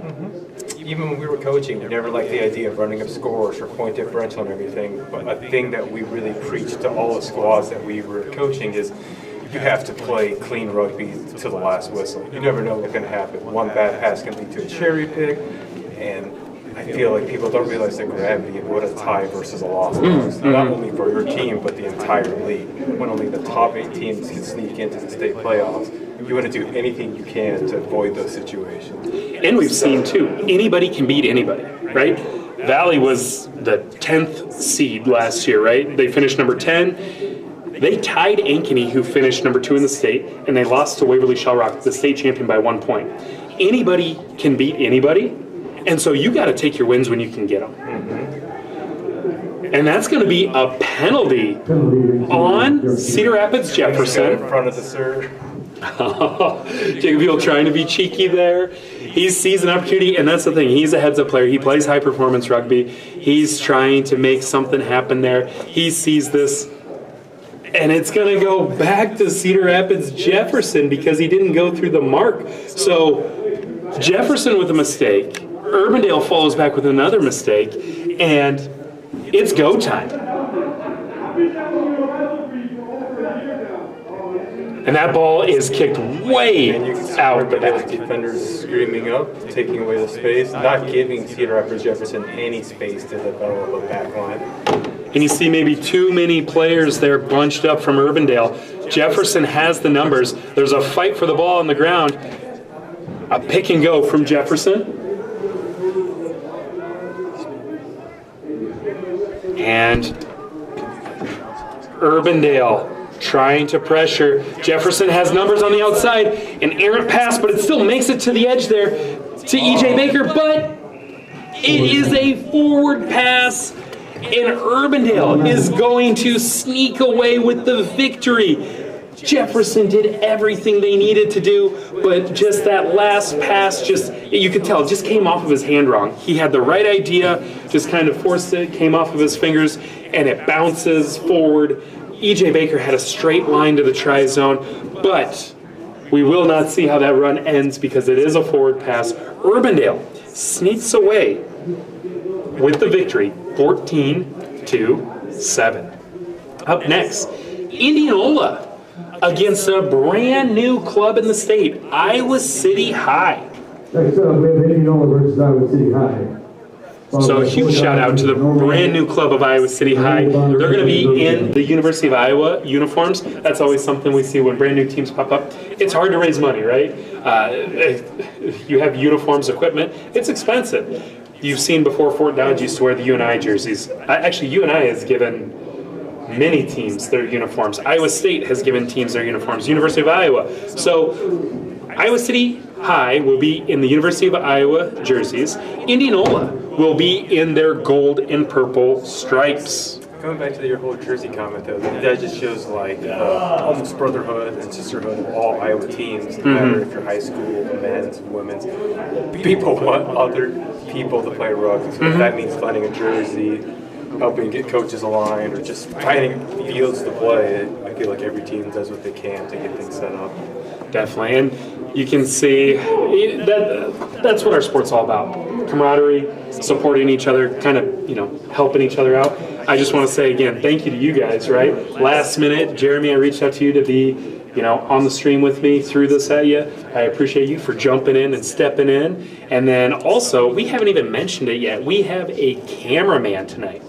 Peyton Schulte. Peyton, thank you for being here tonight behind the camera, so that way I'm not trying to produce, talk, read, and do a camera all shaky. Hopefully, too. We're not on a cell phone tonight, so camera hasn't been shaky tonight, so hopefully you guys are having a good time. We're having a great time here in Bondurant. It's a beautiful night for some early spring rugby. I say beautiful because you are at home watching this on a stream. We are up in the press box where there is no wind, and it's pretty warm over here. Again, check out the B-Side Boys new episodes every Wednesday on Spotify and Apple Podcasts. We've got some more video content coming up. We will be streaming every single week leading up to the 2A state championship. This Friday we will be at Cedar Rapids. Then on April 17th we will be at Fort Dodge. April 24th we'll be at West Des Moines Valley, and the final regular season night we will be at Norwalk on May 1st, and then we will be at the state tournament hosted by Fort Dodge on May 8th. So Fort Dodge twice this year. You gonna go? Maybe once. I always hear Fort Dodge hosts some of the best tournaments and best playoffs ever. Really good to see that community really buy into the Fort Dodge Stags. Again, we have Indianola in the yellow and purple stripes. We have brand new Iowa City High in the University of Iowa uniforms, and he catches that ball off of the bounce. Support's a little late to get there, so Indianola does steal, attempts to steal, but not releasing on the ground by Iowa City. And again, I think we're going to see it. This is Class 1A. We've got a lot of brand new players on both sides, brand new club. Indianola taking advantage of the chaos, getting that ball all the way up, and potential high tackle. Yep, that is going to be a high tackle. Indianola, like I said from the start of the show, with Bondurant and Norwalk out of 1A. State championship is up for grabs. Indianola is one of those teams that they are looking to make a stake their claim. And look at them, they are off and running and great support lines, and that is a try for Indianola Rugby. Last year they finished 4-6-2. They were the number 6 seed going into the state tournament, and they finished number 6 in the state with a loss to Central Springs 19-26. Again, you take out the top 2 teams in the state, that kick is up, and it is no good, just short. This is a team that really wants to build on this, and they see roads wide open in front of them. And you can tell off the first offensive phase, every player is moving. As soon as the pass goes up, people are moving, supporting. It just comes out guns blazing.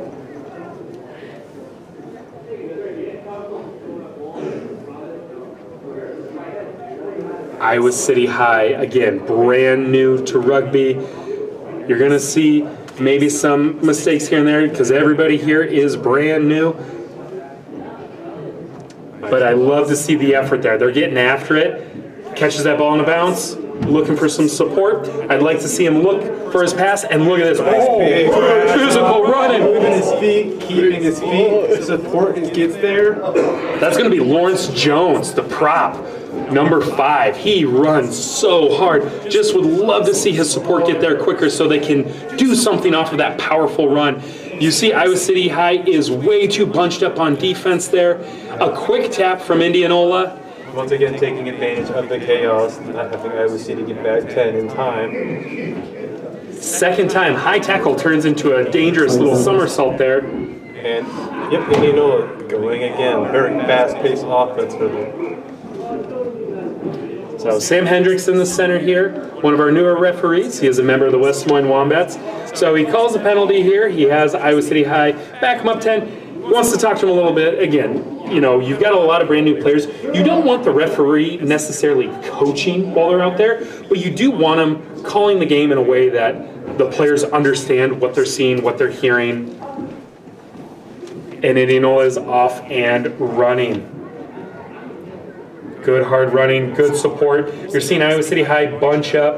They're fighting for the ball while they're on the ground. I think that's just something, again, inexperience. When that ball's on the ground, when you're on the ground, you can't be grabbing for that ball. Leave it alone. And stretches out, gets the try. That's going to be a try for Indianola. Looks like Riken Lopez, the senior hook.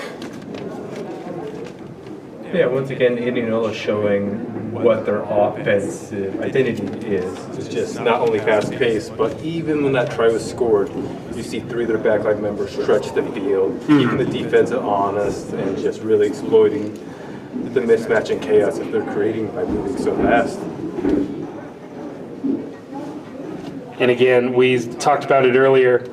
If you want to support rugby in Iowa, you can scan this QR code. Pop for Kids is a partnership with Iowa Youth Rugby. All the money, if you scan and donate, goes to the clubs. This QR code will send that money to Columbus Catholic. Iowa City High has the ball. Good pressure there on defense in the ruck from Indianola. Hits the sideline, keeps his feet moving, and eventually brought it to touch. Dragged into touch there by Lincoln Fox, the captain from Indianola. Good heads-up play there. I think right now, one thing that Iowa City High, they're going to get hurt on is that experience. You can tell Indianola is using that experience and trying to go quick to confuse this Iowa City High team. Chaos is their friend right now. A lot of times, we don't like chaos in rugby because it can become unorganized, but if you can have some organized chaos, good things can happen because of the confusion for the other team. So another line out. Good pressure. Ooh, a little high. A little high, yeah. It slips off the defender. He says, play on.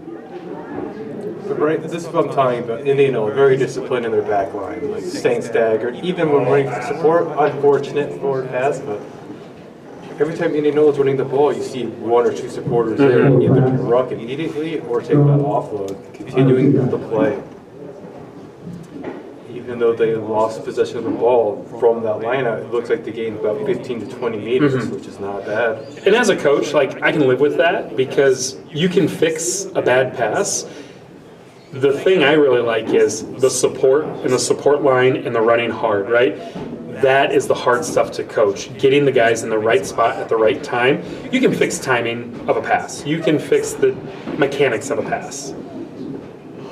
So the referee does not like how that scrum looked. They're going to bring that back.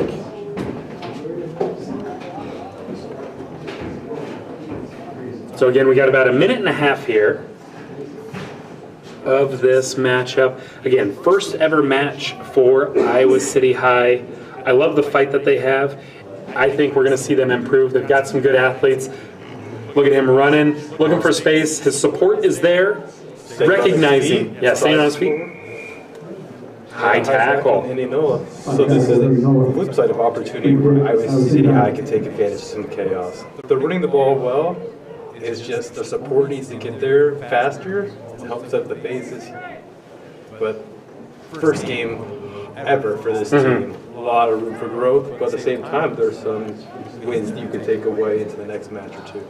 Yeah, and they're doing it. And also, another first, I'm being told by our producers here that this is actually the first ever varsity match that Sam Hendricks, the referee in the pink there, has called for Iowa Youth Rugby. He's done a lot of AR for varsity matches. He's done a lot of JV matches. This is the first time being in the center for a varsity sevens match. So a lot of firsts here, a good time for growth for everybody, right? And again, he's really having to be active in his whistle because Indianola trying to pick up the pace, Iowa City High trying to figure out all the little nuances, right? When you're practicing and you're going through walkthroughs, it's one thing to say this is how the flow of a game should go. Then when it goes live and it's unpredictable, crazy stuff happens. Indianola with a quick tap. Oh yeah, hard hit there. It looks like he sneaks it in for the try. Yeah, it looked like when he goes to ground, he kind of hit his head there. Like he hit the ground hard. It was a good try, a good space that he found, but when he went to ground, he kind of hit the ground kind of hard. That kick is up and good. That will make it 17-0 as we go into halftime. So, yeah, with that right there, you want to protect yourself when you go to ground. That's one thing, too. You hear coaches, they teach their players how to fall. They teach their players how to go to ground, right? It's important to maintain possession. It's important to retain ball, but it's also important to take care of yourself and your body. As a player, Jeremy, you played for, what, 17 years? You can't play for that long if you don't protect your body. How can these high school players, they're brand new to the game, they want to get after it, they want to run around, they want to hit people, everyone loves the big hit. How do you take care of yourself to maintain not only through one night of rugby, one season of rugby, but 17 years of rugby? I think first and foremost is what you do outside of rugby. Even though a lot of these players are young, they can bounce back. Injuries don't take them out as long. But it's just doing the basic things to keep yourself healthy, like eating a decent diet, getting your cardiovascular level up, but also just doing this easiest thing, like wearing a mouthpiece to practice matches and stuff, because a lot of people take this for granted. But at the same time, you need to listen to your coaches. I know a lot of times people overlook that advice or the coaching. So this is how you fall. Like, let's do it safely, because people are more focused on scoring, winning, doing the cool stuff. But no matter what age, it's just an injury inside of rugby can affect your own life outside of rugby. So that's why it's very important to listen to your coaches, wear your mouthpieces, and do whatever you can to protect yourself. Because you only have one body in this life, so better take care of it as best you can. And I'm going to go back to this. Speaking of playing, are you going to jump back in for the Wombats? I mean, look at that. Dude, I was, like, it's been so long since we played together. I was so much fatter back then. Like, it's time for you to, like, let's go play backline together. If I ever play rugby, I have to hide it from my fiance, and hopefully she never ever watches this broadcast or listens to the podcast. And I can't show up home broken and mangled again. Yeah, that's kind of what does it for a lot of people, right? You walk through the door and they're like, why are you so beat up? As I have a cut in the middle of my forehead and showing up to work on Monday. I've had black guys in the corporate office to not want to do that again. Oh yeah, no, rugby is a great sport to, you know, play when you're in high school. Great way to meet people in college and continue your career. And then the senior side, when you get done playing at high school, college, you continue to play for a men's team. You continue to coach. You do all of these things, right? There's ways to give back, whether it's you're a referee, coach. Maybe you start a podcast. I don't know. You could do anything. Or even just a fan. If you're living one of the hosting sites, pay that admission fee. Come see how much Iowa Youth Rugby has developed and just help bolster this community that took a whole village and many, many cities to pour their hearts and souls into. So give these kids an opportunity not only play in high school, but get exposure, get drafted to college, play for men's teams, and hey, maybe even make it to MLR one day. And we've had players, and wow, great kick there by Iowa City High.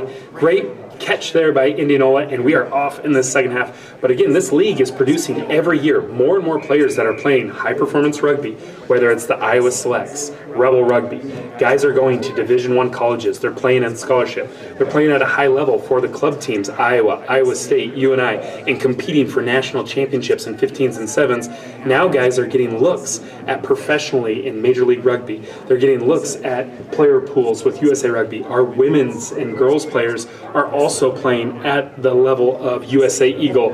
It's great to see. So there's so much to support, and the crowds are growing. The support is growing. A little confusion there as we're off and running.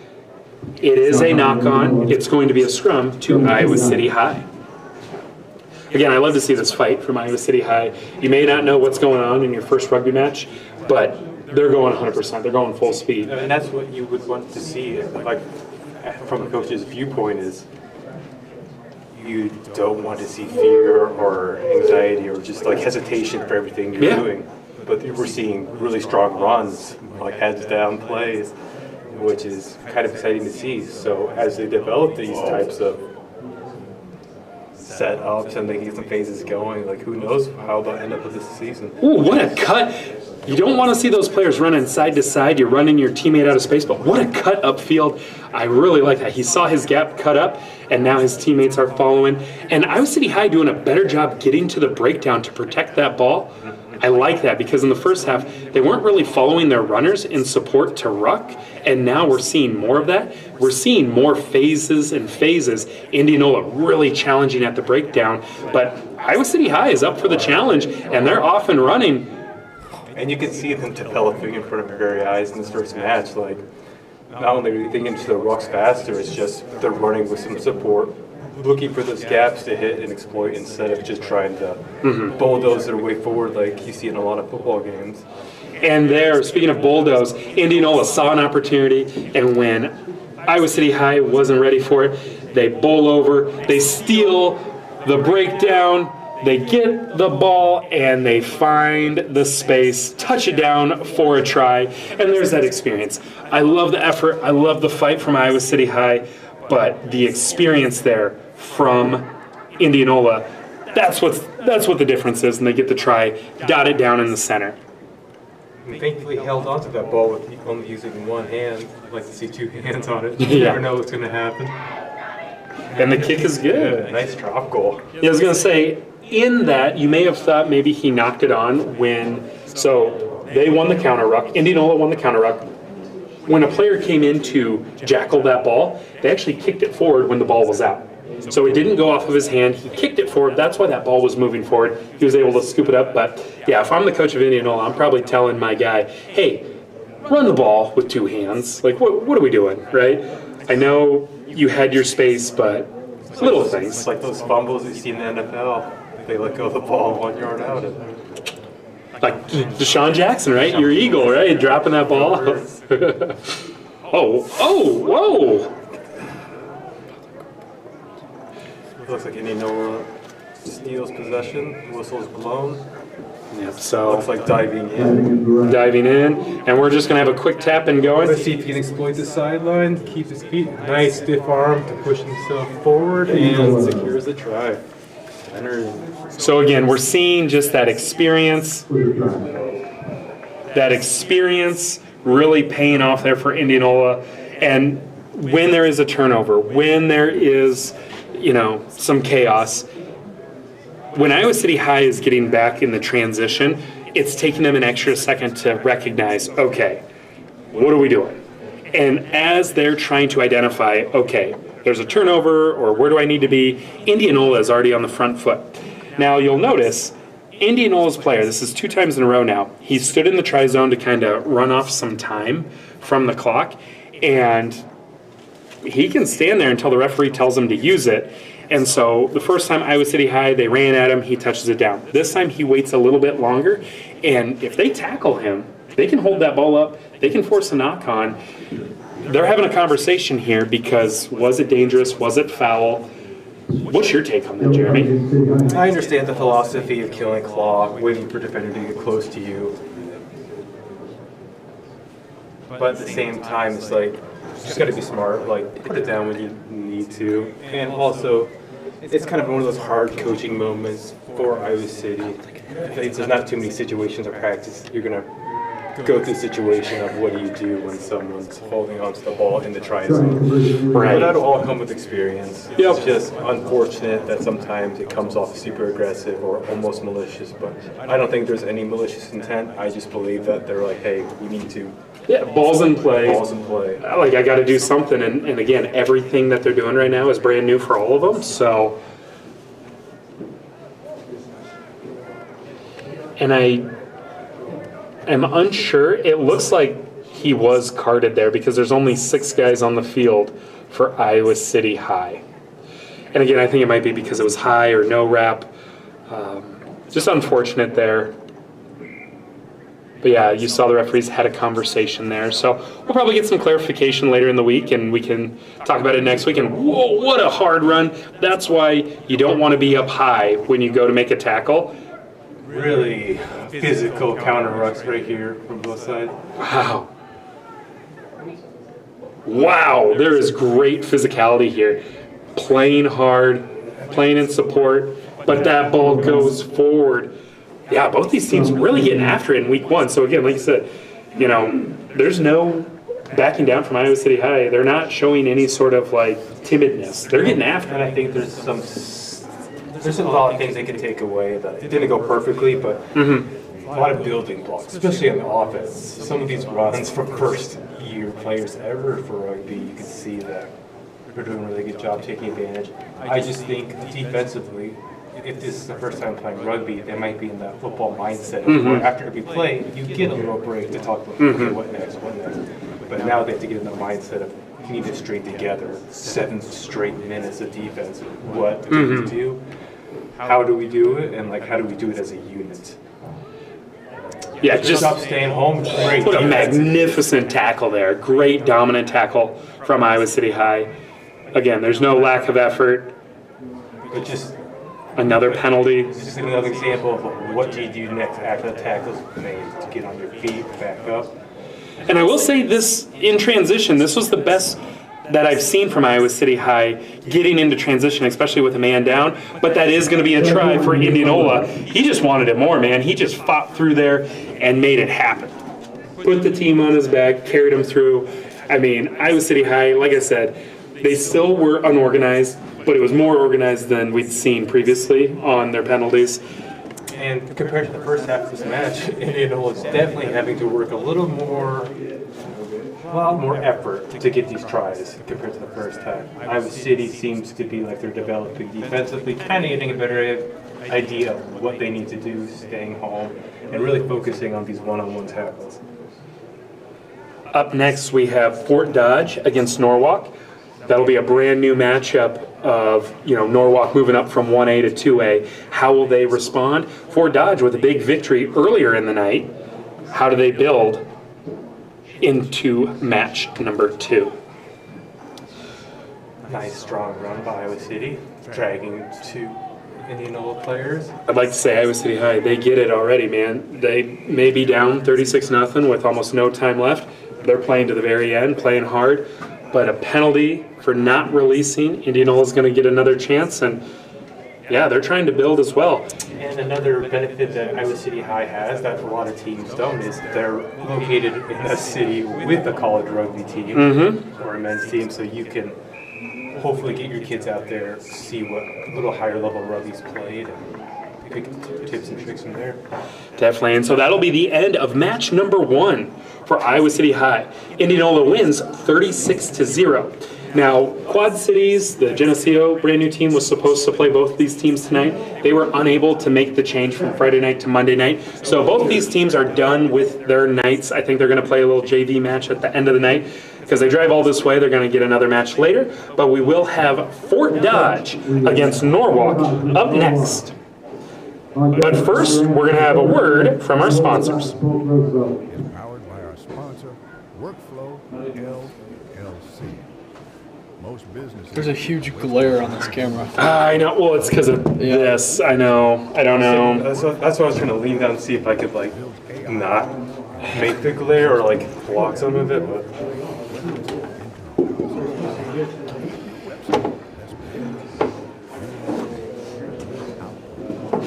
yeah, I got it.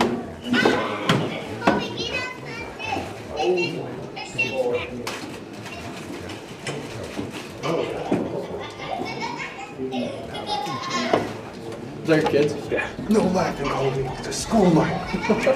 They're having fun. Look at them. I'm glad he likes his sibling. It took a while. And they still fight like crazy, but it's good. Pictures don't show it, Ryan. They all look very lovely.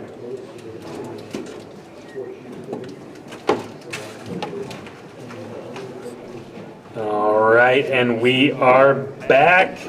We are going to have Norwalk and Fort Dodge up next. Norwalk, tough match against defending 1A state champion Bondurant earlier in the night. They dropped that match, Norwalk being the purple. And then Fort Dodge with a big victory over Roosevelt. Both these teams want to end the night on a high note. Fort Dodge, I'm looking for them to clean up those mistakes, clean up the discipline. For Norwalk, I want to see them string some offense together. Jeremy, what are your keys to the game for both teams? I feel like Norwalk would want to rinse the bad taste of the first match. So whatever mistakes they made, I think they really focus on it between the gap, and we'll try to work on them. As for Dodge, just a little cleaner on offense. Right as you can see, huge line break running down the sideline, but does he have the gas to finish it? 4 Norwalk players there. Catches him, and he's able to slip through, finalize the try. Try time in the center of the field. That is exactly how Fort Dodge wants to start this game. And exactly the point I was trying to make before they ran too fast. It's just defensively, I would also like to see Fort Dodge just really be more disciplined. Take that extra step back. You can still be gritty, hardworking, defensive mindset team. It's just avoid the penalties. Try to keep the play going as long as you can without killing it by stoppage time. Yeah, we love dominant tackles on defense, right? You like to set the tone on defense, being physical, but it's not worth the penalty. Make the tackle, and nice catch there. Good little switch there, but the defense is ready and waiting. I'd like to see Fort Dodge, too, try to bring those runners down quicker. They got a 2-on-1 on the edge. Almost there. Low pass, but he does retain it.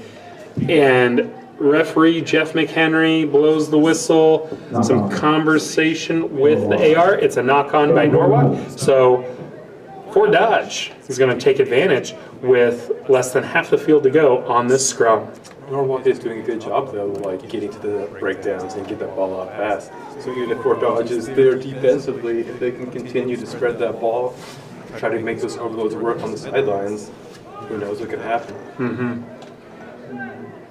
Looking for a big set piece. You can see they're jostling, trying to find their footing. Good win there by Fort Dodge, and the scrum half from Norwalk cannot bring him down. Finds the gap, and he's going to take it. And another one-on-one, cuts it back inside. Support is there. And look at, if they can bounce it back to the right, they've got numbers. They are set up. Catches it flat-footed, runs back into the teeth of the defense, but he breaks through, loses his footing. There's Brandon Stickrod. A good little step, and he's going to stretch out, makes his one move. Try is awarded. When your arms are that long and you're a meter away, all he does is spin around, slams it down, puts the try down for the Iowa Central commit. And just left there on the kick, so it'll be 12-0 for Dodge. So far, the discipline from Fort Dodge has looked pretty good. I think after the first game, jitters and rust was knocked off. They're really operating smoothly. And they're taking what Norwalk is giving them, right? Norwalk playing pretty good defense. Even on those huge line breaks, they have 2 or 3 defenders keeping Fort Dodge honest and making them work. And Norwalk struggled with their restart kick returns. They've caught every return so far, and they've caught it at pace going forward. So they are showing improvement from match 1, and there's the defense right there. Makes it hard to play offense when they're meeting you right there, but offsides by Fort Dodge. Just a little too eager. Now we're seeing the cracks in the discipline again. Norwalk a little unsure what to do with the ball there, but he gets it to Milo Johnston. Still good defense at Fort Dodge, really hammering the sideline. Ooh, but finds a little space on the gap, and he's going to have a foot race down to the edge, and he's going to find his space and dot it down in the center. Try time for Wyatt Miller, the hook from Norwalk. They're not out of it yet.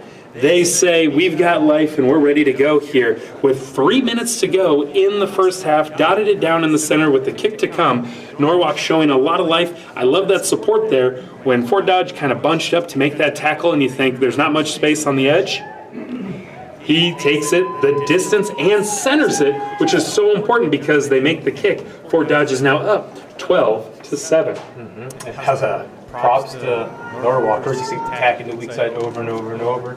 Until finally Fort Dodge got too sucked in and just couldn't place the guy there fast enough to stop him.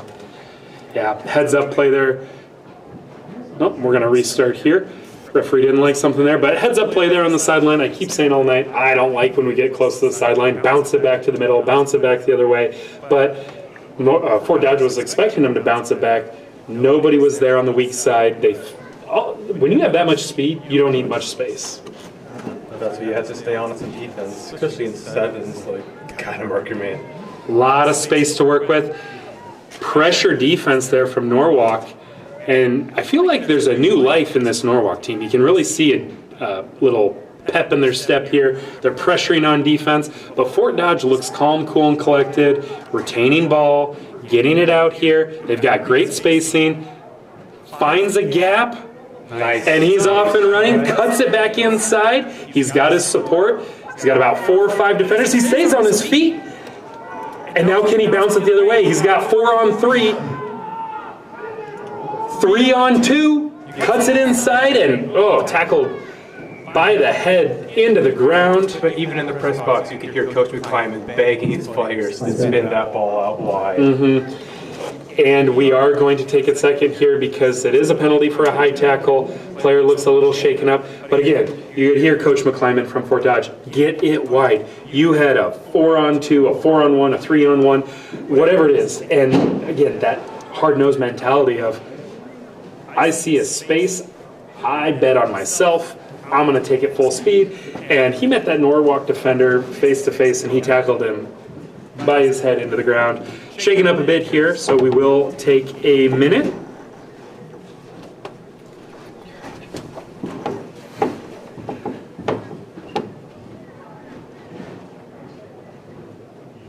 And he is walking off under his own power. That looks like that's going to be number 5, Jace Sco. It's always good to see a player. Injuries are never fun to see, but it's always nice when they can walk off on their own accord. We're going to get restarted here. And credit Coach McClyman and players recruiting more players. It's always nice to see both sides of the teams have like a deep bench.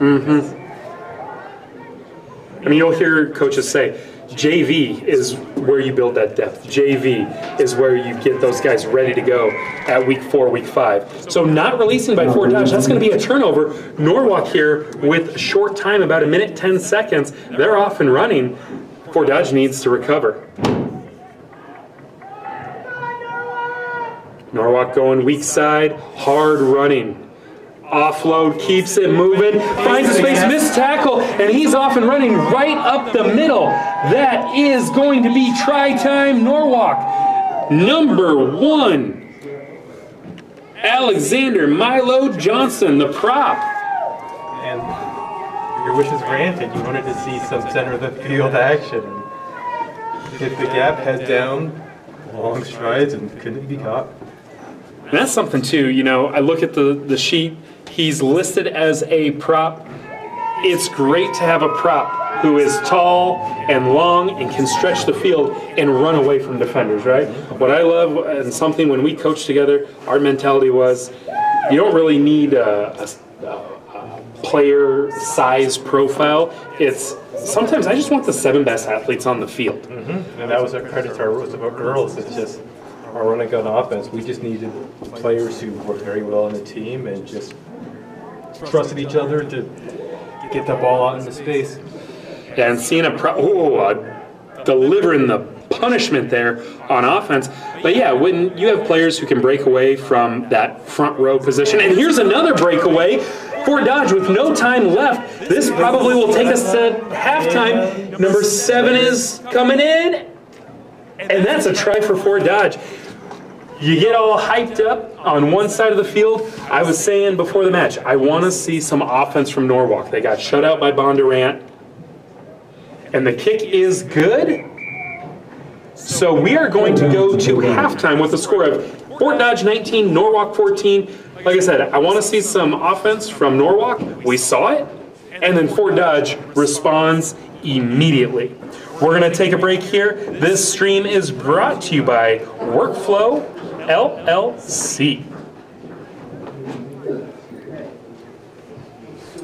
This stream of Rugby, Iowa. All right. Ooh. How's everybody doing? Tom probably yelling. He's yelling. He's definitely yelling. All right, yeah, camera's doing good. We're all doing good. A little shaky, but Is it shaky? I've been shaky.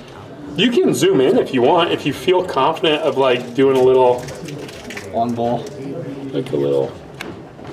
Oh yeah, you got a little zoom in. If you want to zoom in on certain things, feel free. What does that yellow thing mean? Do you know? I have no idea. It keeps flipping in and out. Okay. Well, the camera looks like we're good still, so.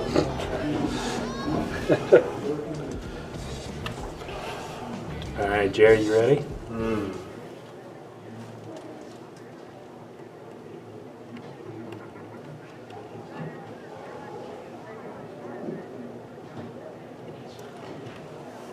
Checking in on some storylines for the night. You know, we said The grit of Fort Dodge. Do they have enough to win a championship this year? That last run was pretty gritty to me. Definitely. And Norwalk, how are they going to respond moving to 2A? They start their first match, and it was hard to tell how are they going to respond because they're playing against a familiar foe in Bondurant. Now here they are against a 2A team, a perennial, Fort Dodge team that is constantly competing to try to get into that championship round. They make state year after year. Norwalk showing they belong. Yeah, and it's just, I don't feel like either team is playing down or up to the other team's level of play. It's just two pretty different types of mentalities where you have the gritty Fort Dodge defensive powerhouses versus Norwalk, who's surprisingly running and gunning and taking advantage of all the gaps that they're seeing through the Fort Dodge defense. And again, I want to see these teams, take what the other team gives you. And Fort Dodge, they really want to challenge Norwalk to go the whole distance of the field. And they force a turnover, so they kick it deep, and it's going to be a great payoff. It ends in a try for Fort Dodge. What a way. They start the match with a quick try. They start the second half with a quick try. I love that mentality of let's pin them deep and make them work. If they make a mistake and they turn the ball over, we have a short field to go, and it works almost immediately as Fort Dodge scores with Sam Davidson, the wing senior, dotting it down for the try. And the conversion kick is no good. So Fort Dodge only with a 10-point lead, and only about a minute comes off of the clock. Jeremy, would you tell your team to kick it deep again? Personally, I wouldn't, but that seems to be what they're doing because when you do kick it deep sometimes, especially in high school settings, if they break the line like Norwalk's doing right here, you're exposing 80 meters of potential territory gain. And look at Norwalk go stiff arm after stiff arm, staying on his feet, and finally getting caught by Fort Dodge defender. But to your point, you kicked it deep. This player ran 60, 70 meters, and now Fort Dodge is defending their own territory. So Fort Dodge challenges Norwalk and says, hey, let's see you try to go the length of the field. Norwalk steps up to the challenge. They're about 5 meters out, but look at the fight from Fort Dodge. It's getting messy around the breakdown. Norwalk has the advantage. Breaks through. He's about a meter out. And the Fort Dodge defender is able to strip it away. We're going to go back to the penalty that was at the breakdown. Penalty on Fort Dodge, about 5-ish meters away. And this is where Fort Dodge's grittiness needs to come through. It's just stay disciplined, play your defense. Oh, and you could tell the Fort Dodge player knew he had him up high around the neck. He let go, but then Fort Dodge was able to rip the ball away. But we're going to go back to the high tackle penalty. And so there was a little conversation there. So again, these unforced errors from Fort Dodge. So there's no card because the Fort Dodge player, he recognized what he did. There was no maliciousness or foul intent. He was high. He immediately let go. So Norwalk with Blake Stanford is going to start off here. He quick taps it. Still going. Oh, he looks to offload it to Wyatt Miller. A little messy there. Trying to get a little cute there. Didn't work. Fort Dodge isn't fooled. Cuts it back inside. Great defense there from Fort Dodge. Norwalk slowing it down. I don't know if Fort Dodge is a team you want to slow down and try to power through, but Norwalk is up for the challenge. If Norwalk stays disciplined on their rucks, maintains possessions, I could just see a couple pick and goes and finally get it in there. And again, another pick and go, but that stout Fort Dodge defense driving them back. Some desperate passing here. And that looks like, Fort Dodge gets there in time. Steal that ruck. So Norwalk was not there to set the ruck. Fort Dodge able to get their hands on it, and great jackal there, creating the turnover, and now Fort Dodge is off and running the other way. Great patience and patient defense there from Fort Dodge. Huge gap. Cuts back inside. Support is there, sets a great ruck. And Fort Dodge is doing a good job. I know they have the capability of making these offload and pop passes, but sometimes just maintaining possession and like right there, right? Yep. He could have offloaded that, but because he was out of control, he decides to go to ground. They maintain ball, and they live for another phase. And look at that backline set. Norwalk retreating. I'd like to see Fort Dodge get it out because Norwalk their hips are turned, they're on their back foot, great hard running, just challenging the defender. But that's going to be a penalty on Fort Dodge, and I believe it's because stiff arm to the face. Again, a little bit of being too proud of that power and grit turns into their own turnover. They had 4 guys out wide. And I know Coach McClain was jumping up and down on the sideline, probably screaming again, just get that ball. Spin it! That's what he's probably saying. And there is a knock by Fort Dodge. Playing on to see what happens. It's messy. Center referee Jeff McHenry, Iowa Rugby Union Hall of Fame member, brings it back for the scrum. We have about 2 minutes left to go in this match. It's been a great night of rugby here from Bondurant. Thank you for joining us. Brought to you by Workflow LLC. Up next, we're going to have the hosts, Bondurant against Urbandale. And then we end the night with Southeast Polk against Des Moines Roosevelt. Really excited to see this Bondurant team who they win their first match 50-0 over Norwalk. How will they fare against an Urbandale team that's a seasoned 2A club? Fort Dodge off and running with about 90 seconds to go, less than 20 meters from the try line. But Norwalk getting physical in the breakdown, and that's a turnover. Not rolling away. Getting messy at the breakdown. Definitely something Coach McClymon's going to want to clean up. Coach Daniels from Norwalk, though, he wants his boys fighting here for the last minute. And the kick for some territory, and it stays in. Fort Dodge has an opportunity to get something set up for the last couple of minutes. Yep, looks a little messy. If Milo there would have kept his hands on it and not let go, probably would have gotten away with a turnover there, but he let go and then he tried to go back in, calls it hands in the rough. Fort Dodge again is off and running. I really like how Norwalk bounced back in this game. They may not have gotten the victory here. Fort Dodge is sealing it here with the last 30 seconds, but after a really physical match against Bondurant, losing 50-0, they come back here. They're within 10 of the number 5 team in the state from last year, going toe-to-toe, getting physical. I love to see this match from Norwalk. I'm excited to see what they do in week 2. For Fort Dodge, they've cleaned up some of their discipline, but I'd like to see them be a little more less selfish. Spread it out wide. That's a great take there by number 8. That's Owen Stoke. Great try there. But again, I'd like to see him get his teammates more involved. They've had plenty of opportunities where they could spin it out wide, and they've actually lost the ball a few times because some selfish play. And again, we're all, victim of it. Not victim. We all do it. You see that ball, you see that try line, and you're in space, and it's the first game of the year, first night of the year. I want to keep running with that thing. I don't want to pass it, right? But the more experience you get, the more matches you play, you realize, hey, team sport, you get that ball out. Sometimes it's just as fun as scoring the try. So that match ends. Fort Dodge gets the victory, 29-14. They walk away tonight, 2-0. Norwalk, they've got a hill to climb at 0-2. Up next, we have Bondurant and Urbandale. 2 matches left tonight. I am Ryan Gray. I have Jeremy Newman with me. Also, we got Peyton Schulte on the camera tonight. Thank you, everybody, for tuning in and joining.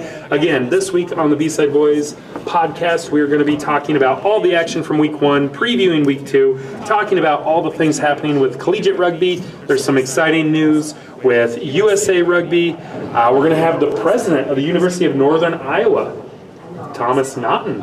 Pretty big deal. He's from Clinton. He's going to talk about some high school Clinton rugby. He's going to be talking about UNI rugby. Pretty exciting stuff. So tune in, Spotify, podcast, Apple Podcast. We'll have some video content coming out this week from tonight's matches as well. But again, Bondurant in the blue. They were the Class 1A state champion the past 2 seasons. Got a player there doing a handstand, getting those shoulders loose, getting the shoulders all warmed up. They won 50-0 earlier tonight. Urbandale, they snuck away with a victory. Big matchup here. A lot of injuries, so hopefully those players are okay. Let's see. see how Jacob does against a really strong Bondurant side. Yeah, earlier tonight it was that Cedar Rapids Jefferson team really took Urbandale to the limit, pushed them physically. Urbandale will kick to start off. Short kick, fielded right away by Bondurant. That's Nico Guile. Penalty, offsides already. Messy play.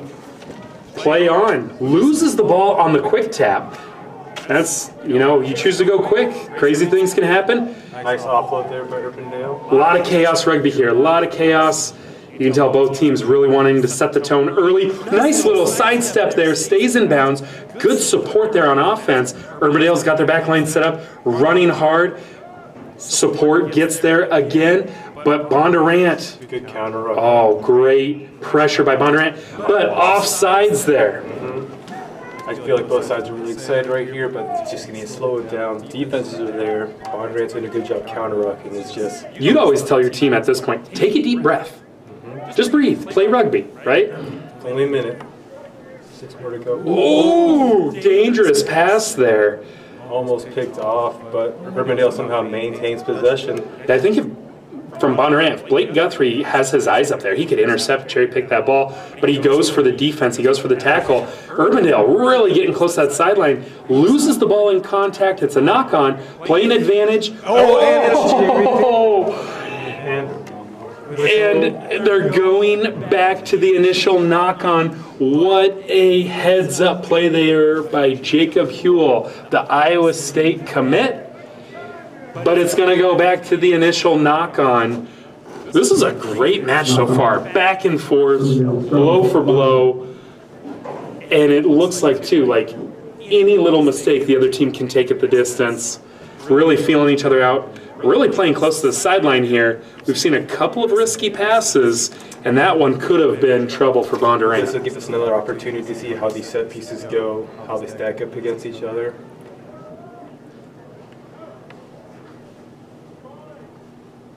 Do you think, too, Bondurant, they were playing a real fast-paced running rugby. Think their legs could be tired from that first match? Or is it just they're respecting Urbandale's defense a little more? Urbandale's not giving so many big staggered gaps to cut behind the back line and stuff.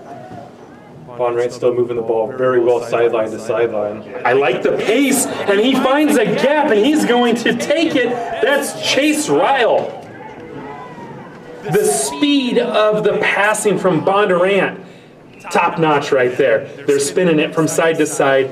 Perfect gap, takes it the distance. Bondurant strikes first on the board. That's a team try right there. Yep, even with really disciplined, good flat line defense, when you're forcing them to go sideline to sideline, keeping up with you, gaps are going to open up naturally. And that was a good example of exploiting that and just taking it to the house on a full sprint. The pace of that offensive phase right there was that was probably the fastest we've seen tonight. Really crisp passes. That kick is good. Bondurant is up 7-0. Just every part of that just looked very clean and crisp. Good by everybody. So Bondurant with the lead here. 3.5 minutes to go in this first half. Nice high kick. That's exactly where they want it, but Urbandale able to field it, unlike Norwalk earlier. And we do have a penalty for a high tackle. Jacob Huell ready to go, catching that. Directing traffic, too. He's telling his guys, hey, this is where I want you. Let's go. And that's also what you want to see from your team captain. It's not only really good play, but also being able to direct 6 other players on the field to set your team up for success. And you can see him calling for it, coming back the other way. They've got a 2-on-2 here. Good offload there. Running hard, but not there fast enough. It looks like Bondurant got there first for the counter look and will get it. Yep, not releasing. So support did not get there quick enough. Not back 10. Looks like the sir is going to give him another 10. But that's the thing. Sometimes just after the first game jitters, like awareness. Even if you see the ball coming at you, just keep backpedaling. It's not worth giving up another 10 to 20 meters. And you're allowing this Bondurant team to reset their offense, get staggered, and run set phase that they want to run, right? And so another penalty, another quick tap. And another instance of not back 10, and looks like the referee will give him another 10 meters. Oh, you know the referee's name. What are you doing? But No, I know. like we were talking about, that's 30 meters of 3 penalties just because Urbandale's not getting on their feet, backing up 10,000. And look at Bondurant, right? Taking their time, and they set up a pod there. Notice they have those 3 guys in a line, ready to go, almost like a 15s play. Wide open weak side. But good defense there by Urbandale, but no one's out there on the wing, like you said. But again, another penalty, and another quick tap, and he's just going to run through for a try. And that's Chase Ryle, again, for his second try of the match. And I would give that try essentially to the fact that Urbandale, unforced errors, penalty. Great heads-up play there by Bondurant, but Urbandale giving them more than enough chances to reset, and keep possession of that ball. So we have about a minute left. Bondurant with another great restart kick. Oh, good contest, and Bondurant's going to get that. Sam Prusman with the win there. Nice take by Nico. And Bondurant off and running. They're about 20 meters away. Instead of attacking the sideline, they're doing a really good job centering the field, and look what happens. And there's Gavin for another try. And it feels like Bondurant has found their pace, found their rhythm. The floodgates have now opened. Urbandale's got to do whatever they can do in this final 20 seconds here to build back momentum to get back into this game. At this point, stop the bleeding, regroup at halftime, talk with your team what's going wrong. But honestly, it's just cut down some of those silly mistakes. You can't be giving up 40 to 50 meters in the first half straight to penalties just for not getting back 10. That's you can't win rugby like that. And again, this restart might be a reason that many teams against Bondurant are taken out of a game early, because again, this is 3 times in a row. Urbandale wants the ball. Bondurant retains possession on their own kickoff. Great little offload there. And Nico, wow, he's going to score. Jot it down. What a play. 26-0. Yeah, the first 3 minutes were definitely slugfest, very contested, but like you mentioned, Bondurant seemed just to find their groove offensively, taking advantage of all those penalties, and just the rhythm is there, and to slow it down. So we're going to go into halftime here. The kick is up. It is good. 28-0 is our score here at halftime. We'll be right back after a word from our sponsor.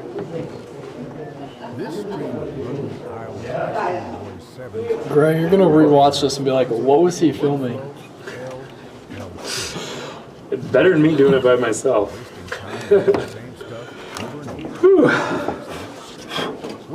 Oh, you come. poor Jake. That's such a nice shirt. I know. And like that really took away. I think that demoralized them too. Why'd they call that back? There was a knock on earlier, Okay. like one phase earlier. They had an advantage? Mm-hmm. And the advantage was to Bondurant.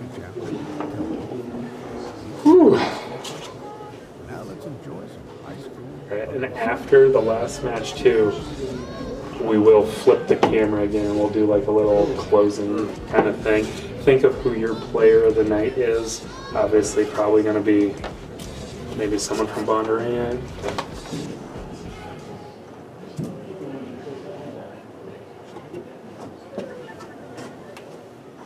Maybe someone, grab someone from Fort Dodge. They were 2-0. Then maybe someone from Southeast Polk, but we don't know their names. But yeah, I'll let you decide there. yeah, we'll just kind of talk through whatever, and yeah. But again, thanks for being here, guys. Can't thank you enough. I think once we got the camera or the audio stuff figured out, and that thing's broken, I'm good. Now I just know I need to upload everything into here on the SD card before I do it. All right. You fellas ready to go for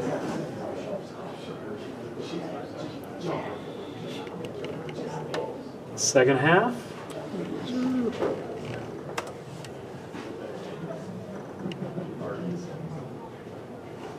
All right, and we are back for second half action. Again, it is Bondurant 28, Urbandale 0. 7 minutes left to go in this match. And then we have one final varsity match after this. Southeast Polk will take on Roosevelt. So, Jeremy, I think it's safe to say, even at halftime of this match, after 1.5 matches for Bondurant in Class 2A, I definitely think that they have shown that they belong, and they are going to make a case for a state championship at 2A. Your response? Agreed. It would be nice to see them, though, when they go up against other teams like Waverly Shellrock maybe later in the season. Someone who did make that jump from 1A to becoming one of the big powerhouses in 2A in the past couple of years. Definitely some similarities in the programs of Waverly Shellrock. They started off and they were a hammer in Class 1A. They won some titles, and Waverly Shellrock actually made the case to say, hey, we want to play at the top level, bump us up to 2A. They move up to 2A, and now they have set the standard. Again, they weren't blowing teams out last year. They won on a walk-off in the state championship. They had some close matches throughout, but they did go undefeated, and they've got a target on their back. Now, Bondurant and Norwalk, they were bumped up with the realigning of the league, but I definitely think it was time for them because they have produced so much talent. They've sent so many guys to Iowa State. They've sent guys to, I think they just sent someone to Kutztown. They've sent guys, I think they have Iowa Central. Yeah, keep shouting them from over there. So definitely, Guthrie to Kutztown. Definitely excited to see what they're going to do at this level, and there's just so much parity in 2A. Now Bondurant with the ball here with a short field to go. Let's see what they can do here with about 5.5 minutes to go. Not just Urbandale, I feel like a lot of teams tonight have been struggling to kick into touch.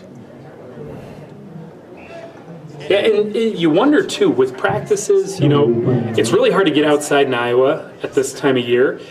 And how much time do you really dedicate towards kicking, right? How many of our coaches in Iowa are looking to kick for touch and kick for territory? Wow, great. And I said it from what I wanted to see from other teams, more selfless play. Bondurant does such a great job being selfless and finding that next man, finding the guy that can finish that run, and it's paying off. So another try. Always running with support too. They're one of the teams tonight, especially gets out to every breakdown for, like you said, nice offload or just establishing that rock. So teams like Urbandale don't get the opportunity to even try to counter up or steal possession. And there is another conversion kick. That's 5 tries and 5 conversions to make it 35-0 Bondurant. So 4 minutes to go here. We see a couple of subs.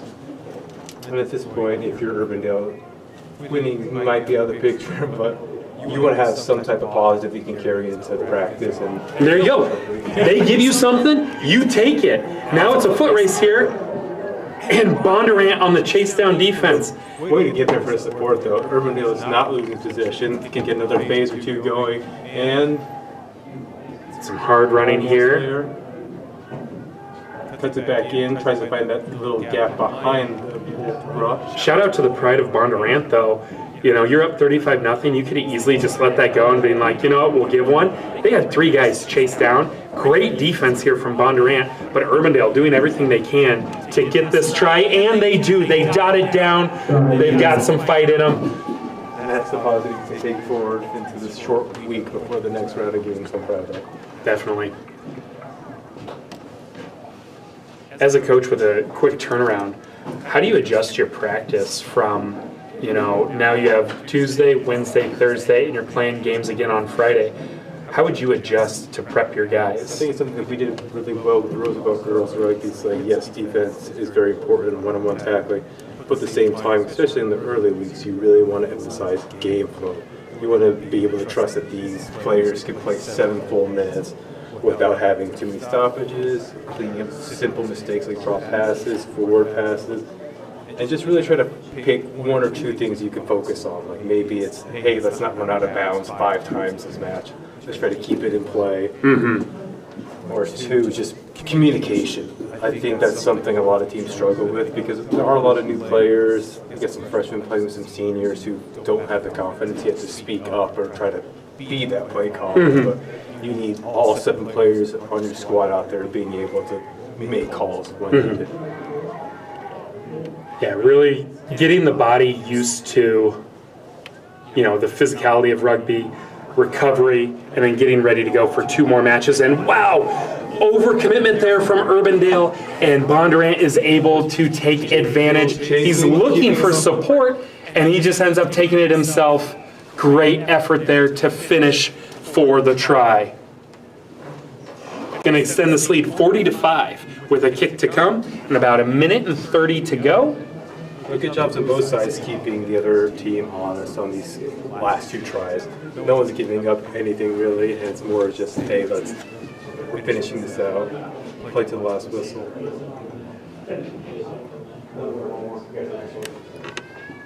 And the kick is no good, so that'll keep us at 40-5. He's had a great foot all night. We'll allow 1 miss. So about 1 minute to go on this restart kick here. Here's some conversations from the referees. Just some clarification there as everybody's trying to get on the same page. So again, about 1 minute to go here.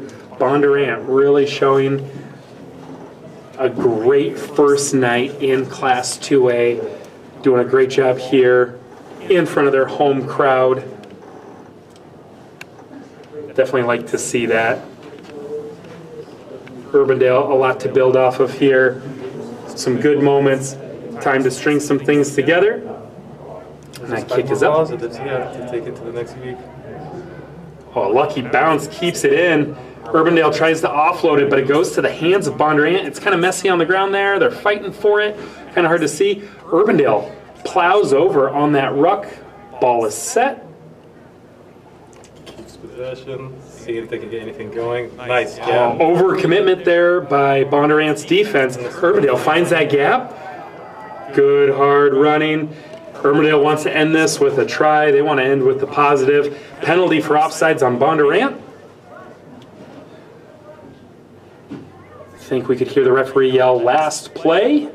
So as long as there isn't a penalty. He just kicked the touch. But if that's a penalty, it should be a line out. Cannot end on a penalty. I know that's happened a lot before where people think the game's over and it's a penalty and they're like, oh, we'll just kick it out. You gotta tap it, then kick it out. So good chance here for Urbandale to practice their line-out set piece. Again, the final varsity match of the night will be Roosevelt against Southeast Polk coming up next. Again, next week, our live stream will be in Cedar Rapids. We'll see a few of the teams that are here tonight, and we'll also see Des Moines Lincoln, West Des Moines Valley for the first time in the season. So a turnover there, the ball is lost. Bondurant is off and running.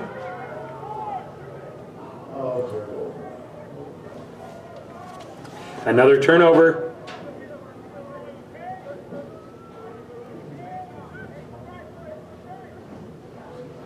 And looking to find some space near the sideline, dangerously close to that sideline. Tries to just offload it to his teammate there. And there's so many people right on that line. Tries to just kind of behind the back, get it to space, but the defense is there and ready. Again, some good hard running. You can see the fatigue there. I mean, we're going in on 10 minutes here in this second half. Gets all the way out, see if he can hit that corner. Hits the corner, but the defense has the speed to match. And we're still playing. And you can hear a coach, you can hear people yelling, get it out. Probably thinking, don't get hurt for next Friday or for this Friday's set of games, right? So now there is a penalty on Bondurant for diving over. Play continues. And there's a knock, and he was going to kick it out anyways. That will end this match with a final score. Final score, 40-5. 40-5. So we have one match left. Let's hear one more time from our sponsor.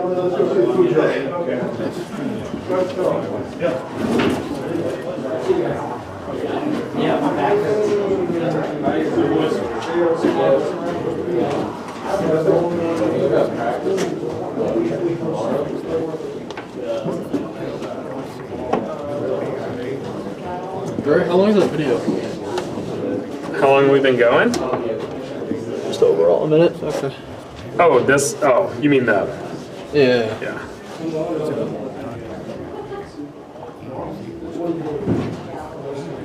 Is your guys' YouTube just B-Side Boys? Mm-hmm. Hey, you better follow us. We're almost at 500 followers. Come a long way. Already do. Next up we have South Polk versus Roosevelt.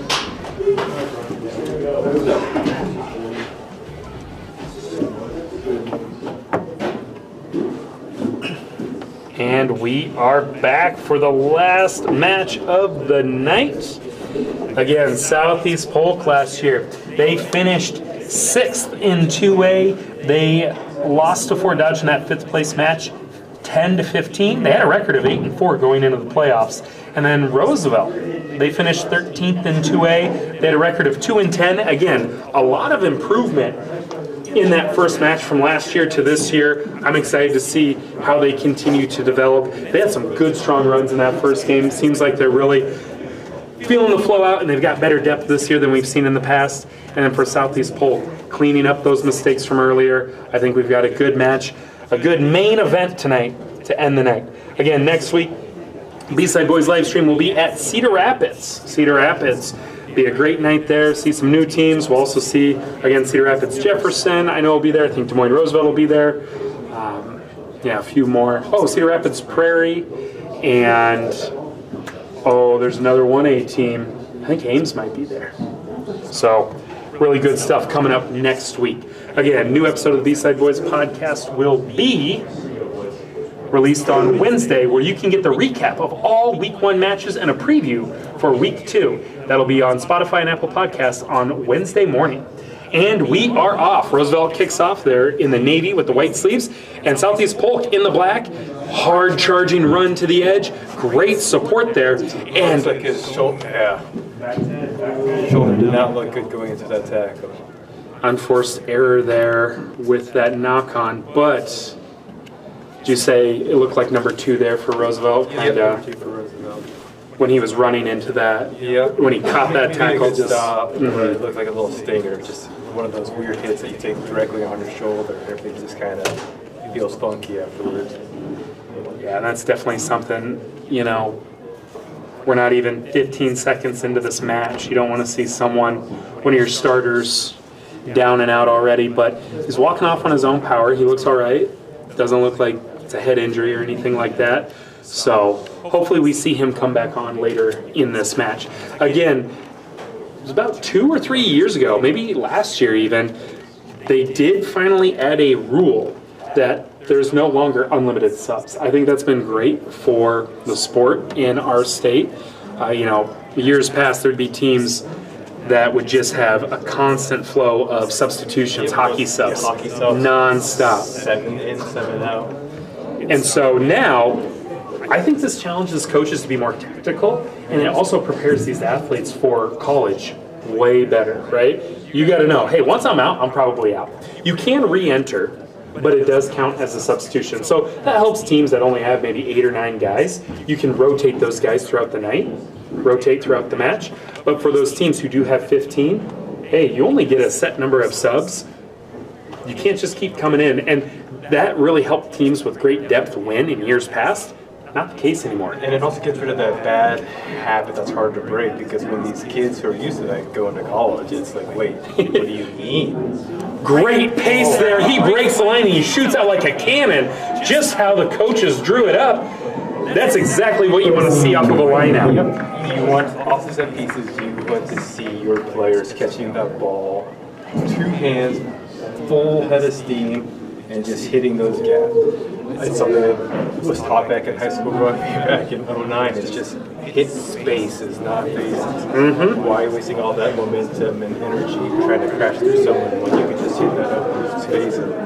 And when you run to a shoulder or an arm at full speed and someone's flat-footed, you're going to run through it. Right? You're just going to keep on going. That's exactly what you want to see. And in sevens, so often teams score off of scrums and lineouts. Set pieces are what you want in sevens because you're able to play chess. You can manipulate the defense, put them where you want, and you can get that running start. So let's see how Roosevelt responds here. Southeast Polk doesn't get the restart to go 10, so we have a free kick at the center. He's off and running. He's got good support. He's got runners on both sides. And doing a good job turning your bodies to your team to set those. Ooh, a dominant, strong tackle. They've got numbers on the outside if they can get it out quick. Southeast Polk quick to defend, and there's the cherry pick, and he's going to take that the distance if he's got the legs. But the defender from Roosevelt chases him, and at the corner, it's going to be a try for Southeast Polk. Good idea by Roosevelt, recognizing the potential overload, but I think he sold it with his eyes. Southeast Polk was able to tell what was going on and just take that step forward. Just a great heads-up play there where you could see what Roosevelt wanted to do. They had the players in the right spot. They just weren't able to attack it at the pace they needed to. And the defender from Southeast Polk made a great read. Great defense there from Roosevelt to try to catch up and almost makes that tackle. But because he forces him to touch it down on the side, that conversion is no good. Southeast Polk is only up 12-0. Could that come back to hurt them? Because he didn't allow him to center it, right? Good chase down defense there. But that's where you really want, if I'm Roosevelt, I want to throw that dummy pass. You feel them coming up, right? You feel them like they want to bite. They want to take that cherry pick. Throw a dummy. They crash too hard, opens up a gap for you. Let's see how Roosevelt responds with this restart. This kick does go 10 this time. Oh, another strong tackle from Southeast Polk. That's something that I believe will get better as the season goes. You see a lot of players running straight up, like really tall, exposing their legs, quads, and stomachs. But as the season goes on, more and more experienced players will kind of lower that shoulder. Ooh, runs out of a tackle, spins out of it, finds some space. The entire Southeast Polk team is chasing. And he has support on the right. Hopefully he can get there for the ruck. He does, and he's got support. If they can get it out to the left, they've got numbers. They've got to move. They've got to move. And Southeast Polk is able to recover. And on that transition, unlucky knock on. What a great take there on the wing by Roosevelt. Spins out of a tackle. That duo has done that in the first match, especially hitting those big line breaks, hitting sidelines, and working as a tandem to really offload to each other and just keep possession. But like always, knock, very unfortunate. And Pop Kids has a partnership with Rugby Iowa. If you want to support Rugby Iowa, and especially Columbus Catholic, scan this QR code to help support rugby. Here comes the scrum. Southeast Polk is off and running. Great footsteps there on the sideline to keep it into touch, retain possession. 3 defenders there trying to make something happen, trying to win that counter ruck, but a little pick and go from Southeast Polk. But the defense there from Roosevelt is able to stop them. They've got numbers, but he picks it and goes weak side. Stays in bounds somehow. He got dangerously close to the sideline. And Southeast Polk has numbers. Hard running. That wing from Roosevelt, he crashed way too hard. There's an offload.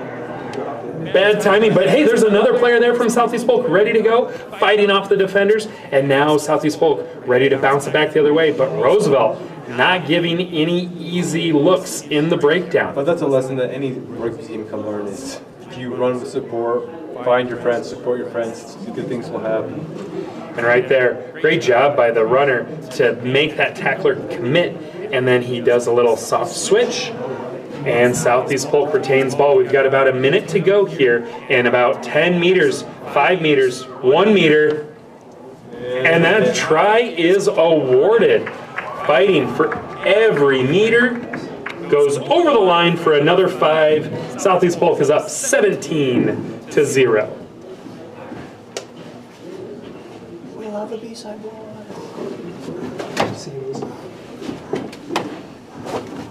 And the kick is good. That's going to take it to 19-0. Southeast Polk has the lead. About 30 seconds to go here in our first half of the final match of the night. Again, Roosevelt here, seeing some good things here. But Southeast Polk, just the discipline that we've come to know throughout the past decade of rugby, right? Southeast Polk was that first team in the state that really set the standard before everyone else kind of now is catching up, where Waverly has that top spot, Cedar Falls, Fort Dodge. They were the first, I feel like, first true I-League rugby dynasty that this league had. Ankeny's been in a couple of state championships. But yeah, Southeast Polk, I mean, they had that stretch of hundreds of matches won without being defeated. Multiple, I mean, how many state championships in a row did they win? And now they're trying to get back to that level. Tonight was a great step forward to get back on that. And man, when it gets messy, sometimes you don't want an athlete like that to get the ball. They can cut you up if your defense isn't ready to go. But Roosevelt comes away with the ball. Great turnover ball there. Roosevelt still has the ball. A little confused on what to do. Unsure. Gets this lucky bounce and playing the man. Penalty. So that's going to be a penalty to Roosevelt.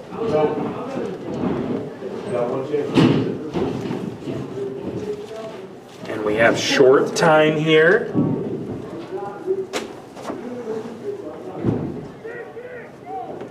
And you'll see these Roosevelt players, you know exactly where it's going, right? These two guys right here, going to number 3. He's been their big ball carrier all night, challenging the teeth of the defense. Advantage to Roosevelt. Can he hit this gap? He dices through 4 defenders, retains possession. Which means they have numbers on the outside. If they can get it out while attacking forward, they need to move. They need to move forward while they're attacking side to side, right? So there is a penalty. There is a penalty for the high tackle. But again, when you have that overload, not only are you moving the ball sideways, you want to see them continue to move forward so Southeast Polk isn't able to come up on defense. See Roosevelt get it all the way to the wing. Right here. 2 more passes. See, dummy pass right there because they're coming up hard. Now working the way back. Way to stay on your feet. Breaking tackles. And offload. It in. And now they've got numbers the other way if they can bounce it back the other way. Southeast Polk's there for a strong counter run. And another penalty for diving over. Roosevelt retains ball. Southeast Polk, really messy rugby here on defense. Keeping Roosevelt in this game. Keeping Roosevelt in this first half. But that's what good runners on the wings will do to a good defense. Forces you to almost panic and overcompensate and try to do too much. Timing wasn't there, but great step. Nice sidestep, weaving through traffic. Maybe one of the best athletes we've seen tonight. If we can get him the ball into space, you're going to see some good things. And that ball is kicked into touch. That will take us to halftime with a score of 17-0. Southeast Polk with the lead. One final time, let's go to our sponsor at halftime. This stream of rugby Iowa. All right, fellas. Roosevelt gets their wings in this open space. Oh, yeah. There's a kid on the there's a kid down. Yikes. That number 9 on the outside is shifty. I think the kid from Something for defenders, man. Well, I think the kid from Southeast Polk got hurt because the kid juked so hard. It I'm not even trying to be funny. I think he legit or something with his knee or something.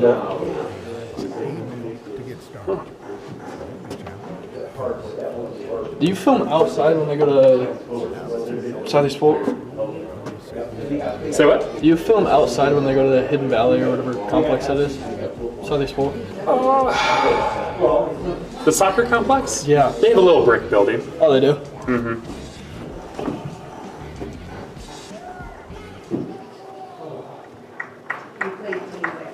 let's take a little selfie.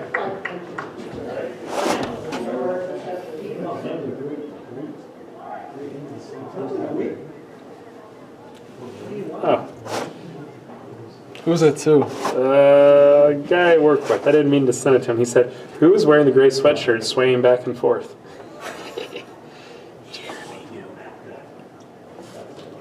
You should get him out on the field.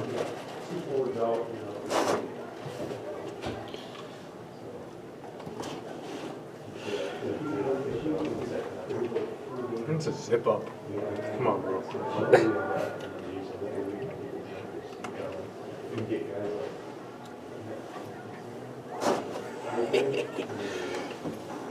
This is funny.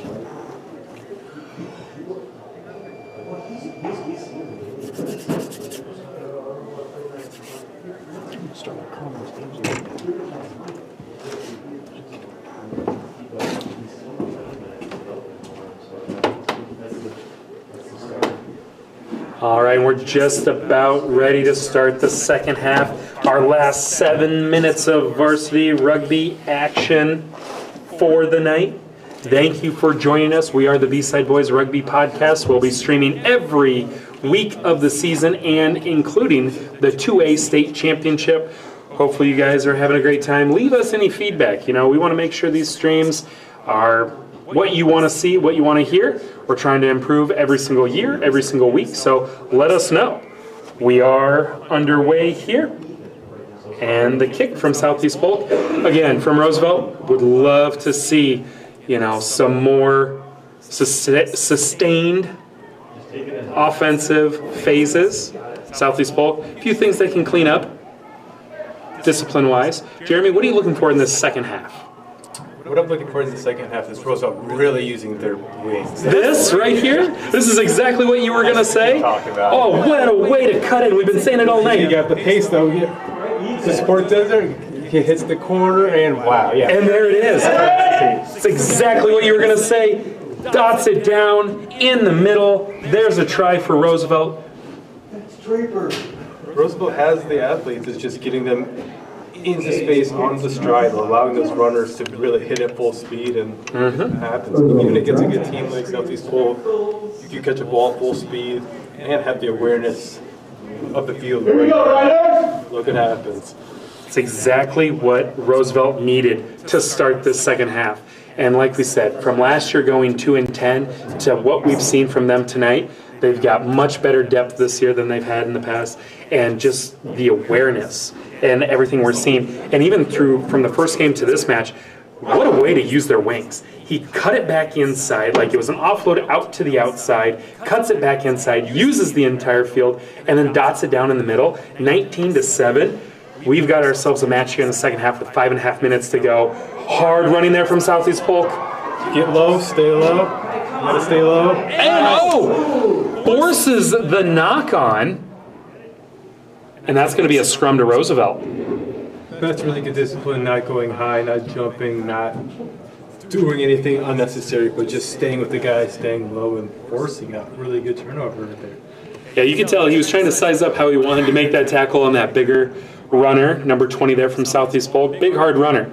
And he, even though he was patient, he waited, and you know, we've got the Roosevelt coaches next to us. You can hear him saying, like, make that tackle. What's he doing? He waits, lines it up, creates the knock on. You know, you'd like to see it 20 meters earlier, but hey, you know what? They've got the ball, and now they're off and running. They're on the attack here. So the put by Roosevelt. Run on the ball, good catch. Unfortunately, loses it forward. Southeast Polk takes possession, goes on the weak side, cuts back in. It was a good job to retain ball out of that scrum, but just losing it on contact there. And there's the try for Southeast Polk. They answer right back. Heads up play there by Southeast Polk. And again, the experience there, and just when you have a short field to go, you can't make mistakes. And making that mistake with less than 10 meters to go on a team this experienced and with this much depth, it's a tough thing to give up. It is now 26-7. Southeast Polk has the lead with about 3 minutes, 45 seconds to go. You can see some fatigue there from Southeast Polk players. But again, we said this season for Southeast Polk, I think, is so important. Last year, they finished 6th place. And for many clubs, they'd love to finish 6th. It would be a great year for their program. Could be even a historic year. For Southeast Polk, they want to win championships. They want to get back on that level. What a restart there. Not 10. That was so close. That's exactly how you want to restart in 7s. He probably could have scored a try off of that if it goes 10. But Roosevelt, off and running. He needs to get support. Stays on his feet. Thankfully, he gets there in time. He saw his support, but he didn't have that trust there. Running sideways. Now, forces it, and it goes right into the hands of Southeast Polk. You want to see your teammates moving, creating something for you. And again, number 20 from Southeast Polk, hard runner, bouncing defenders right off of him. I think he could be a really good block in the collegiate level or any 15s opportunities he gets. Yeah, having a player his size playing 7s, he's going to be a great loose forward in 15s. And did you know, when the 7th season is over, there's going to be 3 weeks of 15s rugby. I'm really excited for these high school kids to get that opportunity to play 15s at the end of the season. Oh, and he finds some space on the corner. He hits the gap. Now it's a foot race to the side. Does he have the burner? Can he do it? Oh, and he's going to do it. He's going to get his 2nd try of the match. Way to stick with it. And he dots it down for another try. Very good pass by the other Roosevelt player to set him up. And the kick is up and good. We have a score, 26-14, with 2 minutes to go. Roosevelt more than hanging in there. They're making Southeast Polk very uncomfortable. And we were saying, Southeast Polk, they want to get back to being a dominant force in the league. They want to have a different outcome in this match. Or Roosevelt, they don't want to just build. They want to win this match. Great effort here from those guys. Let's see what they do with 90 seconds to go. They don't hold on to the tackle. And now there's advantage to Southeast Polk on the high tackle. They're playing on. Roosevelt just to stay disciplined here. Don't let the back line crisscross each other, and you don't see that often. Ball goes right to the referee. The high tackle sends Roosevelt back 10. A minute to go here. So Roosevelt, they're going to want to turn the ball over to get back on offense. Southeast Polk kicking for territory, but also killing a lot of time. I'm telling you, I think this is a record number of lineouts in a 7s night. Is this field more narrow? It might be. I mean, they played middle school football here. But overall, the lineups look pretty good. Like, seeing all teams, some lifts, defensive contests. Like you said, where the league has come from, where there used to be no lineouts, no conversion kicks to speed up the game, keep things safe, so coaches didn't have to teach all these things. I haven't seen a bad lineout, I think, all night. I mean, good throws, too. It's just really awesome to see how far the league has grown. And so again, good line out, good throw. That took a lot of time with the penalty, the kick, the line out, and Southeast Polk is off and running. He finds a gap. He's going to find that space. He's going to find the corner, dives in. Try time, Southeast Polk. That will seal the deal. Southeast Polk is up 31-14, but what an effort here from Roosevelt tonight. Nothing to hang their head about. A lot of growth from last year. And a lot of growth from game 1 to game 2 as well. Pretty awesome to see what can happen in a single night of rugby. 28 minutes of gameplay can really develop these players. And the kick is no good. And that will be the final. Southeast Polk wins 31-14. Again, my name is Ryan Gray. I've been with Jeremy Newman. Peyton Schulte has been on the camera. We're going to take a quick word from our sponsor, and then we have a quick little post-game show for you to wrap things up and look ahead to week 2. This stream of Rugby Iowa's high school grade 7s is powered by our sponsor, Workflow L. All right, you want to turn that to us? Oh, you want to zoom out? Oh, yeah.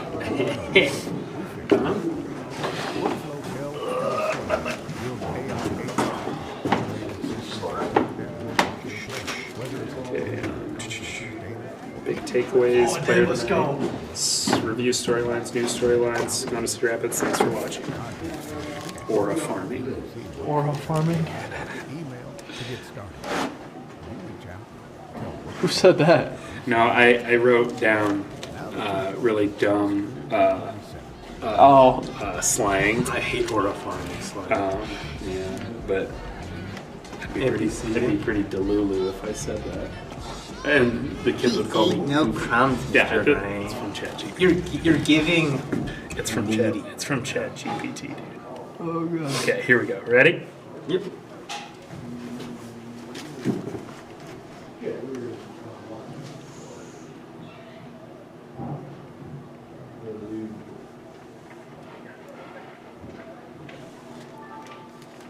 All right, and that wraps up week 1 from Bondurant.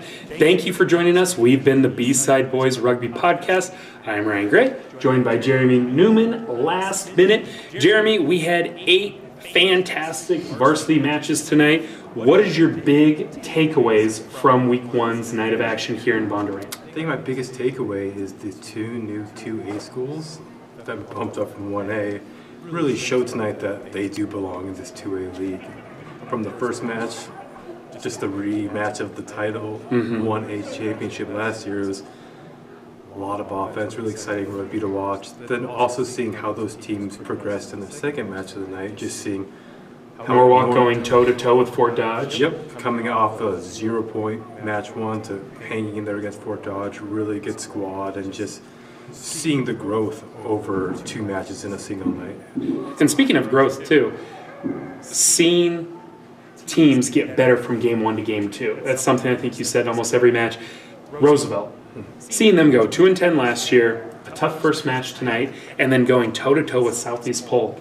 Really awesome for the league, really awesome for those guys. They've got some great athletes out there, and they're only going to get better throughout the year. And I think not only them, Urbandale also, they had a tough match against Bondurant in that second match, but a lot of things to build off of. Iowa City High, another brand new squad, their first match tonight against a 1A opponent in Indianola. A lot of mistakes in that first half because they're brand new, inexperienced, but the growth they made into the second half, and again, they weren't timid. They were getting after it. And that's what you want to see, not only from a new program, but any team. Like, especially with a lot of new players, the first thing you want to do is get them comfortable, get them confident, get them used to the game of rugby, to be honest. Definitely. And players of the night, thinking of tonight's action, Bondurant, they put on a great masterclass just of all programs tonight. They were the hosts. They did make the jump from 1A to 2A. They won 2 1A state titles in a row. You have Blake Guthrie, Gavin Vroe, Nico Aguayo, Chase Ryle, Sam Peruzman. I could just go down the list. I feel like every single one of those guys that started for them made an impact because they do such a great job supporting each other, following each other. They play at a great pace and they play for each other. And I think, honestly, that was the difference we saw between them and the other teams tonight, was just their pace of play, their level of support, and I'm excited to see how they continue to grow throughout the year as well. A lot of unselfish rugby, which I'm excited to see go against other 2A schools. Because the cool thing about 2A, a lot of teams have different identities. Like we kept saying, Fort Dodge, the gritty team, Urbandale is pretty good defensively, but when you start going against other teams outside of the metro area, you're exposed to almost a whole different beast, and whole new game plans have to be built, and those 14 minutes can change week over week, and you can never replicate the same match week over week, so just continuing to grow, take away the positives. Definitely. And some shout outs to Fort Dodge. They go 2-0 on the night as well. A little hard to read their numbers. Sorry, not trying to make a joke of it or anything. But, Owen Stoke, Cale Adams, and also Brennan Stickrod. I think those guys, they really showed out today. They really played hard. I'm hoping to see next week from Fort Dodge Rugby a little more discipline and a little more unselfish rugby. Look for that extra pass. I think if they watch the film and they see what they have on the outside, they've got great runners. You don't always have to do it on the inside. You don't always have to do it by yourself. I'd like to see a little bit of that. And again, we'll be in Cedar Rapids this Friday. Another live stream. Jeremy, any other thoughts from tonight in week 1 action. Quick turnaround for these kids going into their next set of matches on Friday. I think we hammered every point as much as we can tonight, but just hopefully the players enjoy the first night of the season. Like, it's a pretty big monumental event. Like, I know even as a coach, like, we got the jitters. I can only imagine the excitement that these players have, especially all the seniors. Like, with the more opportunities you have for select sides, 15s in college, like, it's becoming a huge platform for them. So I wish all the players really good luck, and hopefully the season pans out the way they need it to. Yeah, and Jeremy, if another opportunity presents itself, I'd love to have you come back in the booth and join us again. Okay. Thanks for the honor. Hopefully Rugby Joe can make it though. I'm excited to hear his takes on everything. Now, and again, we've been the B-Side Boys. This stream has been brought to you by Workflow LLC. If you want more information, contact Patrick. His email up on the screen. We'll make sure that's up there for you. Yeah, definitely reach out to Patrick at easyworkflow.ai. Easy. Not hard. That's the best part. Again, new episode of the B-Side Boys podcast will be out on Wednesday morning. We will review all the week 1 results. We'll preview week 2. We've got all sorts of stuff with college rugby going on. There's all sorts of stuff. Again, thank you everybody for supporting rugby. Keep doing it. Keep supporting it however you do. And we will see you guys on the next time. Thanks, everybody.